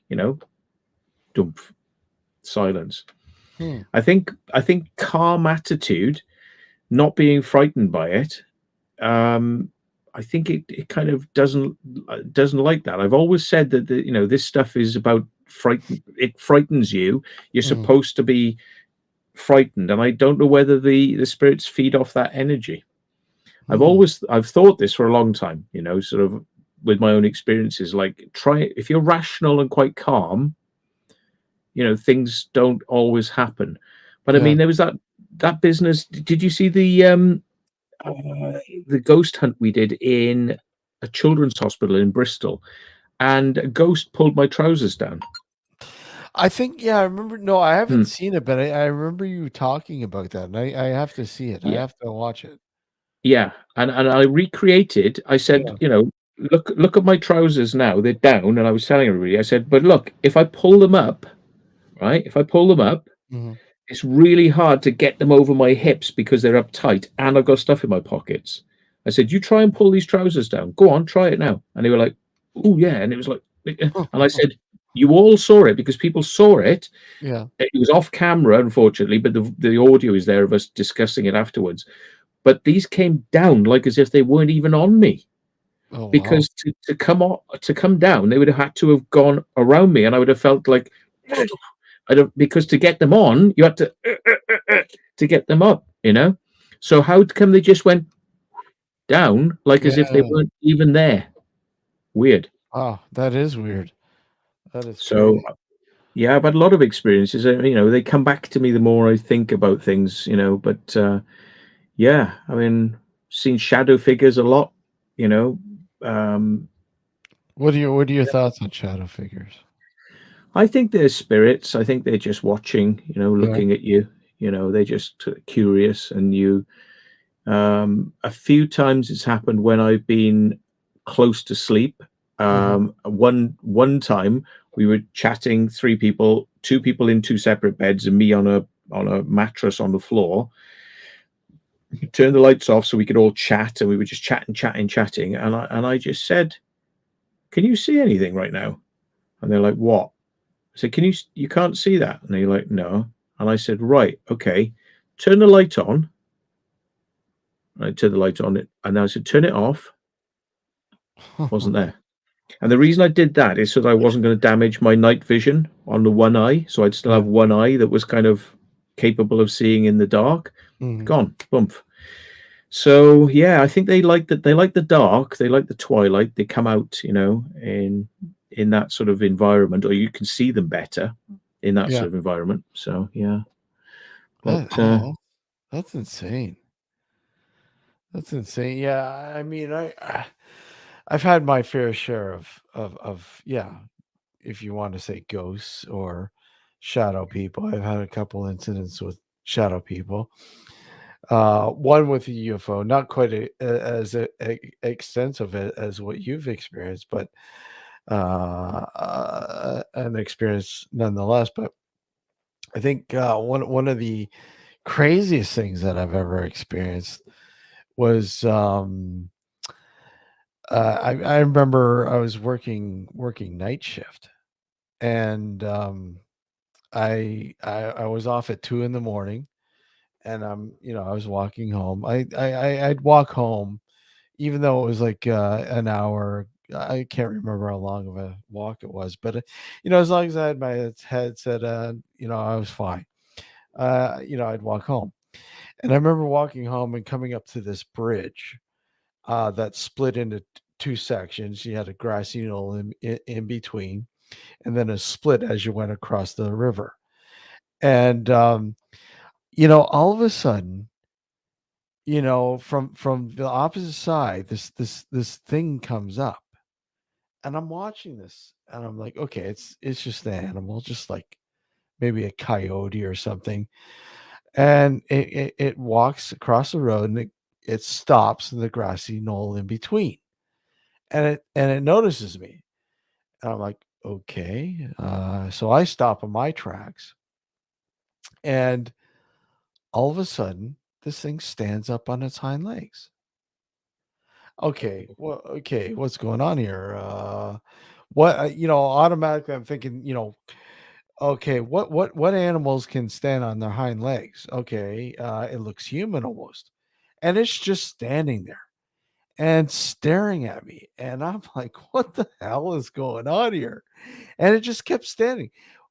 We had a staring duel for at least 5 minutes. And I'm like, wow, what fucking animal can stand on its hind legs for that long? It's not a bear. We have no bear in this area. It's not, and I'm going through all these animals. It just doesn't make sense. And then could you see it? Could you see it clearly though, or I was it saw it clearly. I saw it clearly. so it was furry? It was almost furry. It had a small head, a long body, almost elongated body, almost human-like. Like the hind legs were almost like they weren't quite this thing probably when it stood up on its hind legs was probably roughly about 5.5 feet, and Wow. so just a little shorter than than I am, and I'm like, I just can't figure this out. So I remember doing research and thinking, okay, is there anybody else that witnessed something like this? And then I remember stumbling across a story that made headline news here in the mid '70s, and they coined it the Toronto Tunnel Creature. And if you do a Google search, you'll see there's like an artist rendition of this thing and everything that was on the front page of the paper. And I'm like, I saw this drawing and I'm like, holy shit, that's exactly what I saw, minus the red eyes. I didn't see glowing red eyes. But I'm like, this is exactly what I saw that night. Mm. It was just wow. Did you like? Were you? Because I know I would be like, don't take your eyes off it. I Don't didn't blink. take my I kept my eyes on it. I see. I'm an avid hiker. I'm an avid outdoor person, whatever. And my instinct said, look, just stay where you're put. Stay put. Don't go anywhere. Just let this thing make the first move, because I'm not going to outrun this thing. If this thing wants to, run after me, it's going to catch me. I'm not going anywhere. And so I'm watching this, and then finally it dropped down on all fours, and then ran to my side of the bridge, and then ran underneath the bridge itself. And I gingerly walked up and kept an eye. I'm watching as I'm going by if this thing is to the side there underneath the bridge, but it was gone. But That's the mad one that is. Yeah. yeah, it was completely insane. Completely insane. Mm. Completely. Did you get any feeling of like dread, or what was your sort of feeling that No, was going no, through you no, when you were no seeing it? dread. No dread. No? Just absolute. I'm like, what am I witnessing? I could not make heads or tails of what I'm witnessing. We got somebody else here. Hey, how's it going, man? Yo, Hey, hey, Hello? how's it going? good, good, good. Can you hear me? I can hear you perfectly. Yep. All right, nice, nice. How's it going? Good. Not bad, thanks. So, No. you guys were You talking got a lot about these like shadow people, right? And like these yeah. cryptids, they call Yeah. them like cryptids, right? Mm-hmm. Yep. So I was given some. I could break it out right now, but I don't think the definition or the what do you call it? The pixels would be good enough to capture it because it's like an old bottle Mm-hmm. given to me. But the thing that's interesting about it is the guy who gave it to me, how obsessed he was like over it, and what he thought it was. Like he thought it had like spirits in it, right? Mm-hmm. And it has faces all over it. Like it just not even like uh what do you call it? Not even couldn't be something else. Like there's eyes and mouths and stuff, and there's like I counted out like 12 of them, and it's like 130-year-old bottle. But Okay. like the thing is, though, once you get talking about that stuff to people, like that's what makes it interesting. Because if you can really introduce something as of what it's almost like you're selling something to someone in another way, though. I wish we And could make I've some had money people. from it. Yeah. It's like I've had people before I got the bottle out, I'd talk about it and stuff Mm-hmm. and how old it is. And I've had people like say they see the faces in the bottle on my face. I just like off the reflection of a window and like weird stuff. And like the person I got it from went through like phases of like it was just a whole thing. But before that, I had like a God experience, I call it, because I had a heart attack, and that's what kind of like snapped me onto like being so interested in like stuff like that. Mm-hmm. Like, but it's like what would you do if you're using these tools, right? I mean, you don't know what you're doing, right? You're just spreading information. You're doing what you do. You're kind of you don't know, but it could lead up to a spiritual manipulation globally, I think. That's What? I mean that my theory behind it, because it's kind of like a you could break someone down like by kind of I'd It's a call lot it, for some people to take on board, isn't it? It can affect Absolutely. people's minds in a negative way, and some people in a positive way. Mm-hmm. yes, definitely, for sure. And me, I took it on as a negative thing when I was introduced to all these things. Like in the I had a suitcase full of, like, it had a stopwatch, it had all kinds of crazy stuff in it, right? I took it as a manipulation against me, and like I snapped into the straight, I'd call it, medical terms would be a manic state, right? Mm-hmm. But it was like something, it was like a channel of something different, right? And it was like power.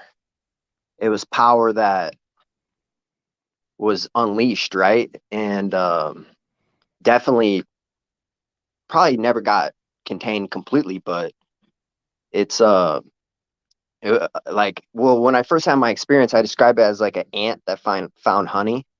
Okay. So like I saw the orb thingy or whatever it was, but it really wasn't. It was just like a vibrational thingy, like just pure, just, it takes away what you are just, you're just at it, right? And then you're away from it and you're back to yourself a little bit, but you're marched into the nothing and you start flickering.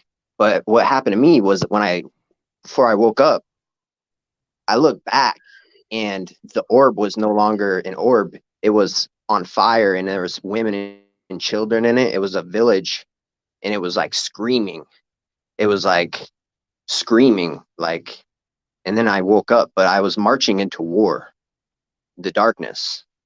Like, and that's, I'm not using like metaphors either. Like I felt like I had confidence, like not being there. Like I was like not in control anymore. I was moving like an ant. I found the honey when I feel like I found the honey when I woke up because I wanted to write it down and I had no, like, I wrote a little thing. I felt like an ant. I'm like an ant with antlers. Or I want to share in the air, but I'm like an ant with antlers. You know? Yeah, absolutely. So Where are you going, by the way, on your journey? You know, you're on a little journey there. Are you going to reach your destination?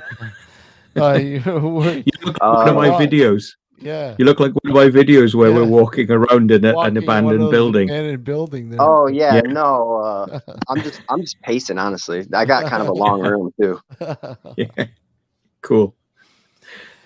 So ultimately, what do you feel like? I mean, what do you think this is? What's your interpretation of it all? I think it's some kind of chant. I think, dude, I have so many theories, but like I've been thinking that it could be a whole civilization from the past arriving in different,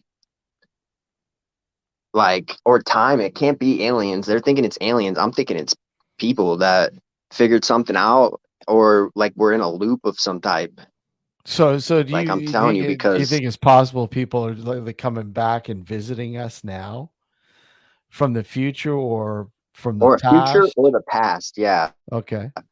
is what I was thinking. But like I have a lot of theories like that. I think it, like, what I saw could be myself in a way, like So in another, somebody's like the inside of your mind, like somebody's asking, can we see this bottle? Oh yeah. You can't tell us about the bottle and then not show it to us. I don't like getting it out, but I can get it out. I kind of got to be careful with it. Mm-hmm. I can bring it out, but what were you saying before that? Well, we were saying whatever you do, don't get out the bottle. But then now you're going to get it out, so we'll let you do it. Okay. No, we were saying get the bottle out. Everyone's saying get the bottle, get the bottle. Yeah. Yeah, get it out, get it out. Yeah. All right, I'll get it. It's really cool. It's glass and stuff, so I do like Jacob showing says he people wants to it. drink from the bottle. We'll have to get him on full screen when he shows this. Yeah. Here we go. I got it in styrofoam inside of a box right here. A lot of stuff around right here. Okay. Anyone who's not psychically protected, draw a white light around yourself now and do 6 Hail Marys, because here it comes. Watch it. Yeah. I mean, I'm going to try to get a light on it too. Hold on. Because I do have a flashlight somewhere in here. Maybe The not. anticipation. Yeah. The anticipation. All right. I do There got we 2 go. phones. I could just use this other phone.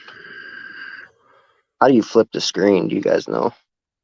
On More- StreamYard, you have to go to settings, camera, and then change it, but it's Yeah. often a weird number. It says like screen 1, 2, 3, 4, and they're not what you think they are. Roy Boy was asking Roy the boy, sorry, asking me if it was a dogman I saw, Matt. Quite possibly. I mean I had a few people on to talk about it's Skinwalker. oh Whoa. interesting. I was expecting it to be brown for some reason, but it's blue. Yeah, interesting. Okay, I'm a little shaky-handed right now because Okay, so yeah, so high what are energy when I the talk about where's experience and stuff. where's this bottle? Oh yeah, Oh, yeah. okay. Wow, yeah, I Oh, can yeah, see you a can face the right at the face. top. Yeah, right at the top. That's the main one, Yeah. Yeah. and there's a lot more. Oh, yeah, I really can feel see one on the left-hand side. Looks a bit demonic, It's perhaps. they're all demonic. That's what's weird about it. Like they all have weird. Like this one looks like this one right here. Let me see if I can hold it. Yeah, I can't do it. Have you ever felt like opening it up and just sniffing the air right in? No, it's rusted shut. Oh, That's what's weird okay. about it. So where did this bottle come from? This chap. They say Gave it they to him. found it in the river. Okay. Let me see. Let's get this back so you guys can see me pacing around.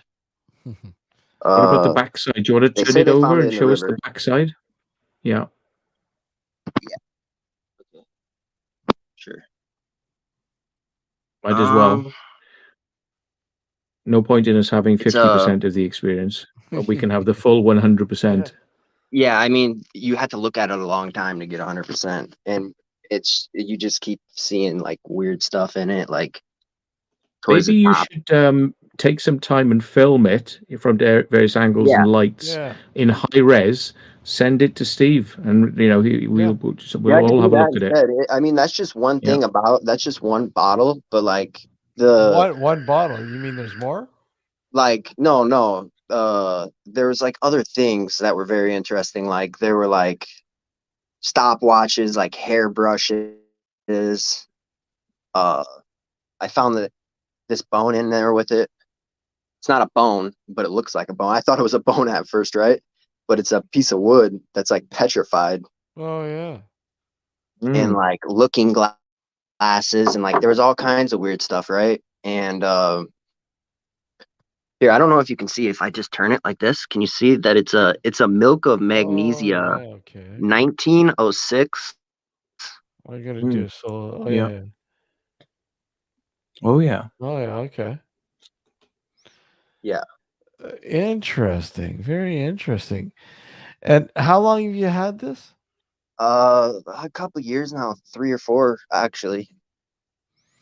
And have Like- you found like have you noticed differences since this being in your presence?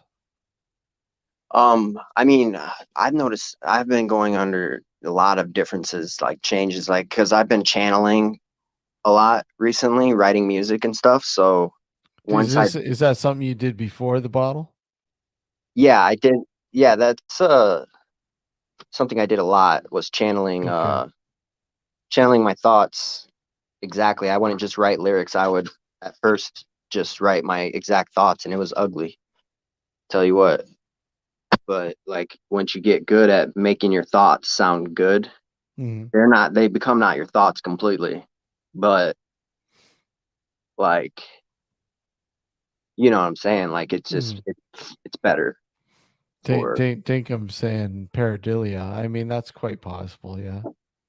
I mean, that's always a possibility. Yeah, I just wanted to jump on and tell you guys that, man. I thought it was interesting. That is and my interesting. That is cool. with the death and stuff. I mean, it wasn't death; it was like near death. It was just like a heart thingy, and it sent me to the hospital. But like they said, nothing was wrong with me. Yeah. Well, that's cool. Thanks for sharing that, man. Yeah. Thanks for sharing. Yeah, and if you can, you want to like film it or something, send it. Send over the film. Yeah. Yeah, if you guys drop something like an email or nocturnalfrequency@gmail.com. Okay. All right. All right. Take care, man. Yep. Nice to see you. Yeah. Interesting. Yeah. I do my joke I normally do on my channel. What a thoroughly horrible man. No. It's just a joke. If you're still watching, that's a joke. We do it on my channel a lot. Yeah. It's Monty Python. Yeah, Monty Python. Good old Monty Python. Whenever anybody leaves, you always take the piss out of them. So yeah. Yeah. No, thanks for coming on. I mean, and sharing those experiences. Interesting how he sort of like had a life-changing experience after a near-death thing, which does happen for a lot of people. Yeah, it's interesting that like like you said, the collection of items that were in this thing. You know, the bottle, the piece of wood, and so on and so on. And you know, I mean, is there any meaning toward it? With it all, I mean, who knows? And I it's mean, nice that the chap gave it to him. Maybe he was passing the spirits on. He's like, if you accept this bottle from me, then you become cursed, and you will take on all of this crap that I've been dealing with for years. So you can have it. Yeah, you know, somebody have it. It could be similar to a Dybbuk's box. Spirits trapped inside a milk and magnesia bottle. I wonder how that happened. Maybe they had a bad stomach and they got trapped in the bottle. Exactly. Yeah. Interesting. I mean, it's that I always find it intriguing when somebody comes out with a story like that. You know, it's sure we've heard about all the other shit, but I mean, it's neat when you hear individual stories like that. Well, things they do. A lot of people believe that things attach themselves to things, like the building. You know, they say like the ghost lives with the building, and sometimes people talk about it can attach to you to leave the building. You know, it can go with you, but it's kind of like it's things seem to sort of like grounded, like magnetism. They're either grounded somewhere. They have to like lift off and attach to something else to kind of go. So maybe there is something to that. I mean, could possibly be. But things, you can give things power as well. You know, there's a very famous experiment that was done where people were taught they invented a ghost, and then the ghost became real.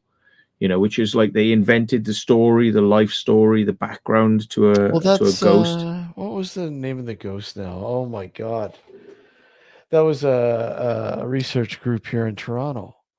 Were they created the ghost? Oh, what was the ghost's name again? Oh my god, I can't remember. Yeah. They literally willed the ghost into realism, and it for some reason it worked, and it was the oddest sort of experience ever. And you know, you sit there and go, something like this doesn't work. But I mean, is that how it works? I mean, Well, do we will these things into realism? You know, maybe people talk about demons, you know, and you know, if you're trying to contact a demon and you're trying and trying, maybe you create the demon. Maybe you will it into existence. Could be. I mean, there was talk about. I know it's kind of supposedly fictional, but there was this concept that you could animate something like a golem. You know, the Jewish people believe that you could put a shem, which was a spell, and put it into the mouth of an inanimate object. You could bring it to life, and it could come. You know, it could move around and do things. You know, so I believe that we've got a lot of power we don't understand, and maybe when we formalize it, you know, in a way where we focus it by formalizing it or giving it energy, then that can kind of have an effect. So yeah, sometimes I wonder, when we do these ghost things where we're calling out to the spirit world and we're saying, well, um, is it hot or cold where you are? And then it responds, the radio kicks in and says like, yes, it's hot, and it's like, I'm just thinking to myself, like, are we making that happen? Or is it external and replying to us? Or is it us making that happen? Is it something that's coming from us, or is it external? Still don't know. Still don't know. Yeah, it's intriguing how the world works, man, and yeah, we don't know a lot. I mean, there's so much that we don't understand, and I think that's the interesting part of it all. I think a lot of people fear it, but I think I'm drawn to it because, I mean, let's face it, it's something that isn't in your everyday life. Yeah. I always remember I was coming home from work driving in my car, and I was quite stressed. I'm quite a stressy driver. It can take a lot out of me if somebody cuts me up and I just feel rage, and this sort of stuff that you kind of like suppress it, like just forget about it, and all this. But like, I am a kind of a stressy driver. If you wind me up, I will go for you, and it's like you piss me off enough and I will become Mr. Road Rage. And it's a sad thing to say, but it's unfortunately my nature. I have to kind of keep a handle on it, But anyway, on a particular day, for whatever reason, work and the driving was stressing me, and stress for me often like tenses up my muscles, and I'm like, so I realized that I was very stressed because I was gripping the wheel and my neck was tense, my shoulders were tense. I was like gripping and like that, and I was like, Jesus, I'm so tense. And I realized it. So of course, when you realize it, then you can go, oh, de-stress, like de-stress, get rid of that. But it was something that built up without me really realizing, and it built up to this crescendo, and I was like, yeah, this is really bad. Geez, stop the stress. And I looked down, and all my needles, the speedo, my petrol, the oil, were up in the red. Wow. All right, like that. And I went, whoa, that's a bit weird. I'm like, whoa, calm down. There's nothing wrong. And I was just like, calm down. They all went down like that, right? The same day I went home. I think it was the same day, because I've told this story a few times. I was starting to kind of, it was a long time ago. We're talking like 30 years ago now.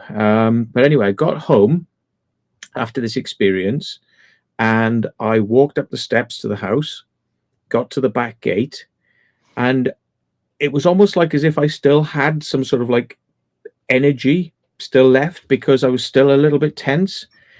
So I sort of, and with family life, like when I step in this door, there's either going to be a lot of love or there's going to be a bloody argument. That was the kind of family life type of scenario.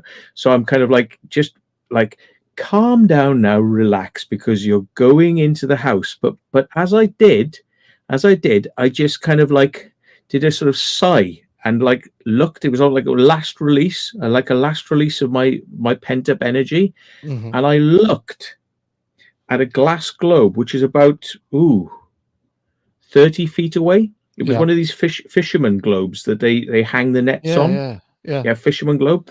And we had this, and it was at the back of the garden, and it was just sitting there, and I just sort of went and stared at it. And it's almost like as if I felt me release something, and it exploded 30 feet away. Wow. On the same day that my needles had gone into the red. Damn. And I'm just like, we've definitely got powers we don't understand. And that's why I'm never 100% sure whether we're contacting the spirit world or some of this stuff is us generating other things. So yeah. That's crazy. Like I said, I've had some really weird stuff happen. And just like I said, that story I told you. Story, which I wanted to come back to because we hadn't quite finished. I still want to ask you a few more questions because it was fascinating. Yeah. You said, like, was it a dog man? But then skinwalkers. Well, know? I've had all sorts of, like I said, Dogman is a huge thing in the state of Michigan, which isn't too far from me. It's not that far at all, and there's been some sightings here. Was it I don't know. It could have been Skinwalker. Who knows? It could have been. But I know what I saw, and I just, it just I'm skeptical. I've been very skeptical from the get go, and I just ran through a gambit of what possibilities, and nothing rang true. I talked to a whole bunch of people. I talked to hunters. I talked to people, zoologists. I talk to people who deal with animals. What could tell me what this could have been, and none of them, they gave me. Oh, it could have been a mangy bear, but it wasn't a mangy bear. I've seen a mangy bear. It was not a mangy bear. Well, it could have been a mangy coyote, and I said, no way. There's that. Look, Bears always seem to sort of have their yeah, paws a little bit yeah, out the front, and yeah, the and gate they have is yeah, fairly there, obvious, isn't it? yeah. Yeah. There's no bear in this area. There's coyote, and I've seen mange coyotes all the time, but I've never seen one stand on its hind legs for as long as it did. Mm. It wasn't a deer. It wasn't. It was too tall for a raccoon or a skunk or anything like that. Small animal that might be in the area. Nothing like that. Mm. So I'm like, Are you familiar with the concept of the black dog, as it's known in paranormal terms? yeah, The yeah, black dog. hmm For anybody that doesn't know, it's this concept whereby you'd be walking home, or it's night, usually nighttime. I don't think I've heard many done in the day, but you'll be walking home. It's lonely. You're on your own, and then suddenly you have a friendly black dog is walking beside you. mm, Sometimes the black dog has red eyes, but a lot of people tend to say that they feel kind of comforted, even though it's kind of like highly unusual. They feel comforted, and this black dog will walk with them till maybe where they're going, or for a certain distance, and then it will part company. But this has such a strong kind of connection to this area mm, that there are hundreds of pubs in the southwest of England. There's a few around this area called the Black Dog. Now they okay, don't show it. They don't show it on the sort of signs for the hmm pub, but yeah, that is what it means. That's what it's about. It's the paranormal black dog. hmm And I just wondered, whether or not, because you're walking along, you're on your own, hmm something attaches itself to you and then makes itself known. Like it could be could have been. beside you, but it could be in front of you. And it's something that kind of you spent time with it. You spent time with that, and you were analyzing it, and you had enough time to kind of know something wasn't right, but it was Mm, there. yeah. And eventually it decided to leave, but Well, yeah. it's funny because it just it left my consciousness for years, and then when I started doing this show, I started thinking about it again, and then a good friend of mine, a writer who wrote for UFO Digest years ago. She did her own stuff. And she asked me. She said, "Can I talk to you about this? Can I can I write do an article?" I said, "Yeah, yeah. I don't have a problem with that. Sure." And she wrote an article, and you could probably find it on UFO Digest still. It's called "The Thing on the Bridge." And the minute she did the article, and it published and went out live on UFO Digest and blah blah blah. Uh, she started receiving emails from people who had similar experiences in that same area that I experienced what I did. And this is like, I think like 10 years later, it was roughly about 10 years later. I'm like, wow, okay. So there's more sightings of a similar creature in this area. And I'm like, okay, maybe I need to investigate this a little bit more. So, I was trying to get a permit, which is nearly impossible to get into the drain system underneath the bridge, because I'm like, okay, perhaps this thing is using the drain system as a means to travel and hide and whatnot, maybe live. I don't know, but yeah, that fell flat.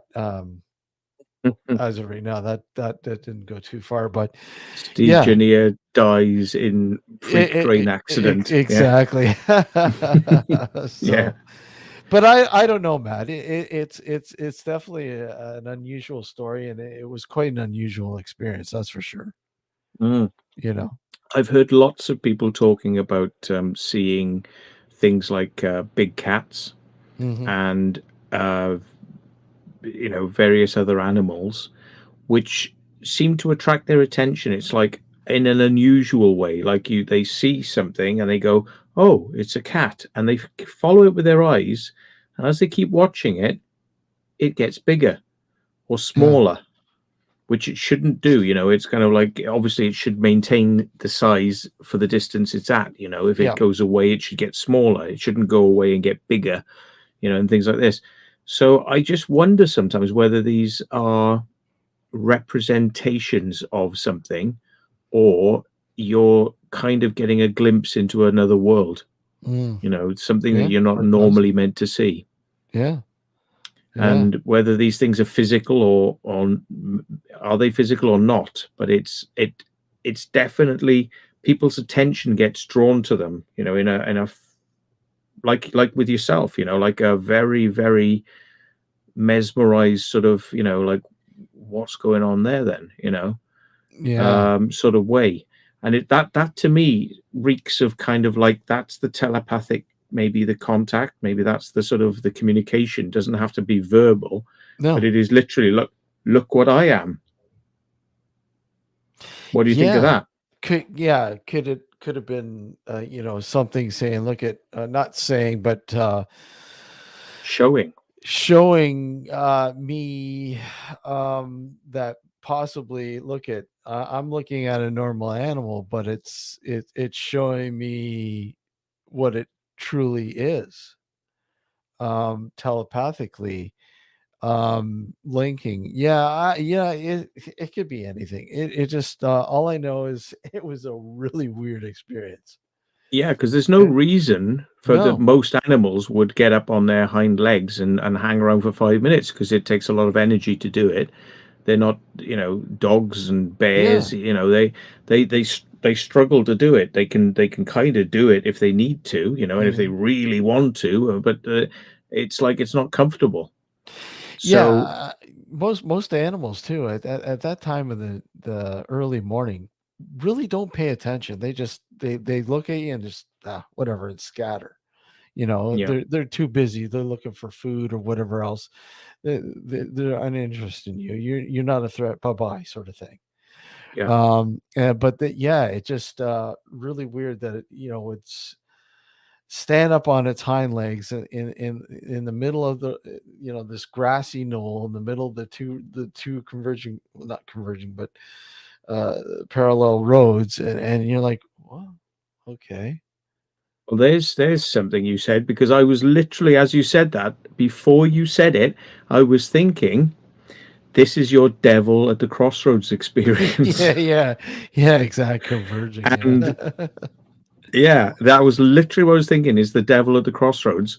Yeah. And you know, you maybe met something, maybe not a devil, you met Mm. something, but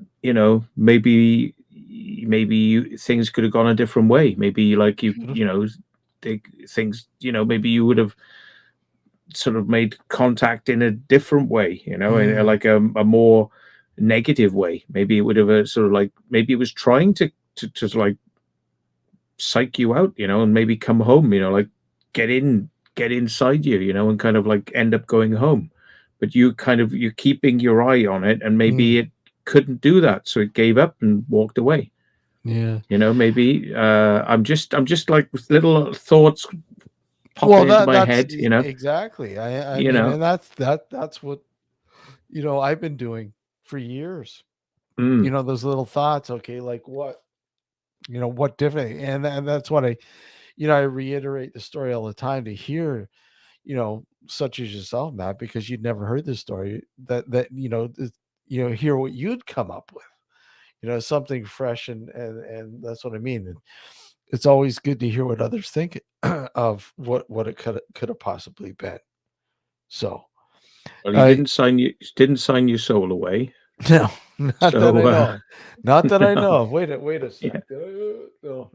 Yeah, I maybe he was standing there for 5 minutes because he was just like charging up. He was like taking your energy and going dun dun dun dun dun dun dun dun dun. Exactly. And when he reached green, then he was like, "Thanks, I can go now." Yeah, I'm refreshed now. Yeah, I'm Yeah. charged. Bye. yeah. Yeah. Dinkum, you have family in Muskegon, Michigan. That's cool because our Exactly. guest from last Sunday night, Jack Bushong was on. He was from Muskegon, I believe, that same area of Michigan, in and around. His story. If you didn't check out the show last week, check it out, man. It's quite a really interesting story too. The Lake Michigan UFO mystery of 1994.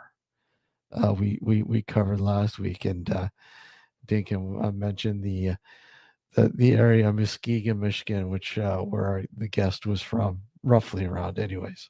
That in and around that area. Cool. Well, I think we're gonna cut this, Matt. But thank you, man. I really appreciate you coming on and sharing a link there on the secret vault. No problem. I always love having you on, and you know what? I'd love to have you back on. You're always welcome here, man. I love you too, honey.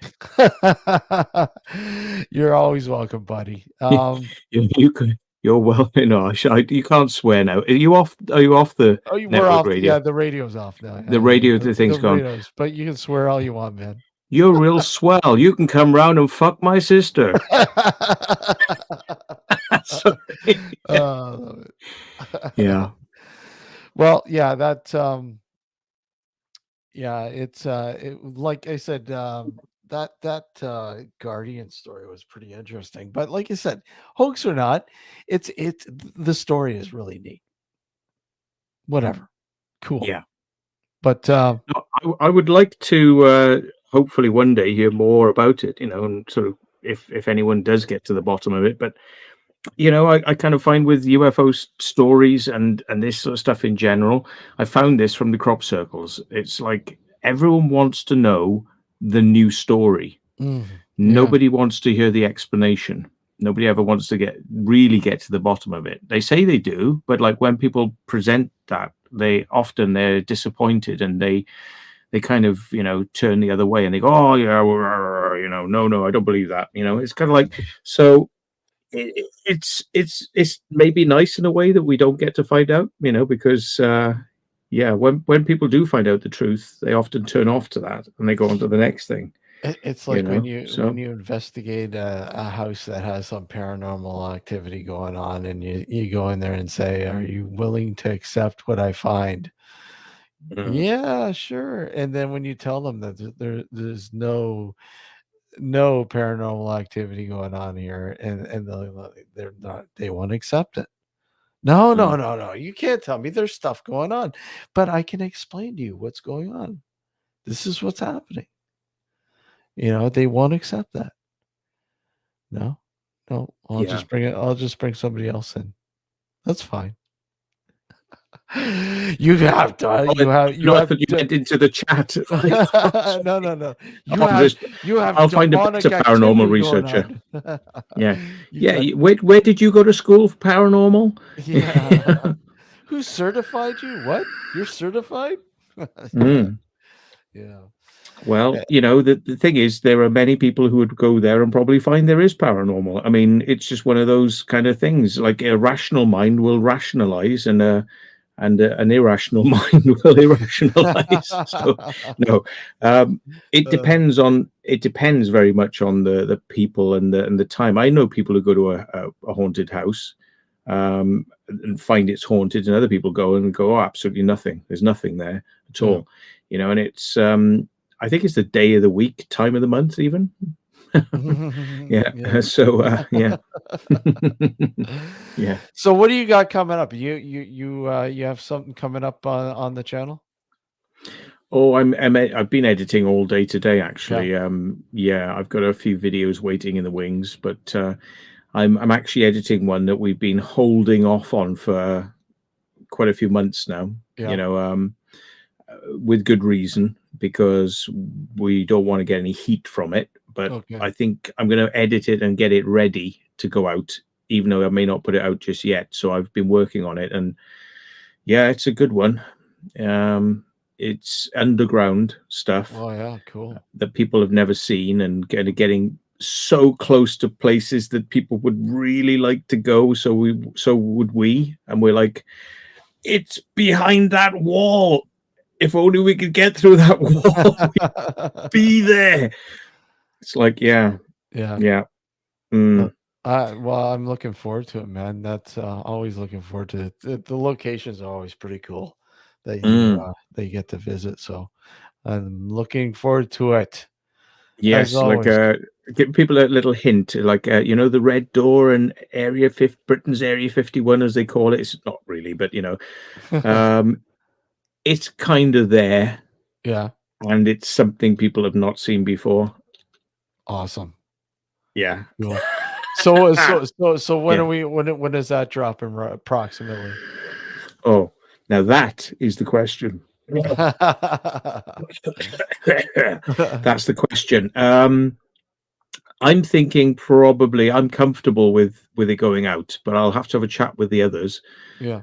Because when I drop mine, they're going to drop theirs, and I'm going to make a couple of suggestions about one or two things that possibly need to be muted out for a few seconds here and there, because technical reasons, nothing surreptitious, just it makes a life a lot easier, because could get knock on the door, and sort of like, just don't put that, don't say that, and don't say. It's mostly to do with dates, actually. It's like we're obfuscating the dates of when we went, that's all.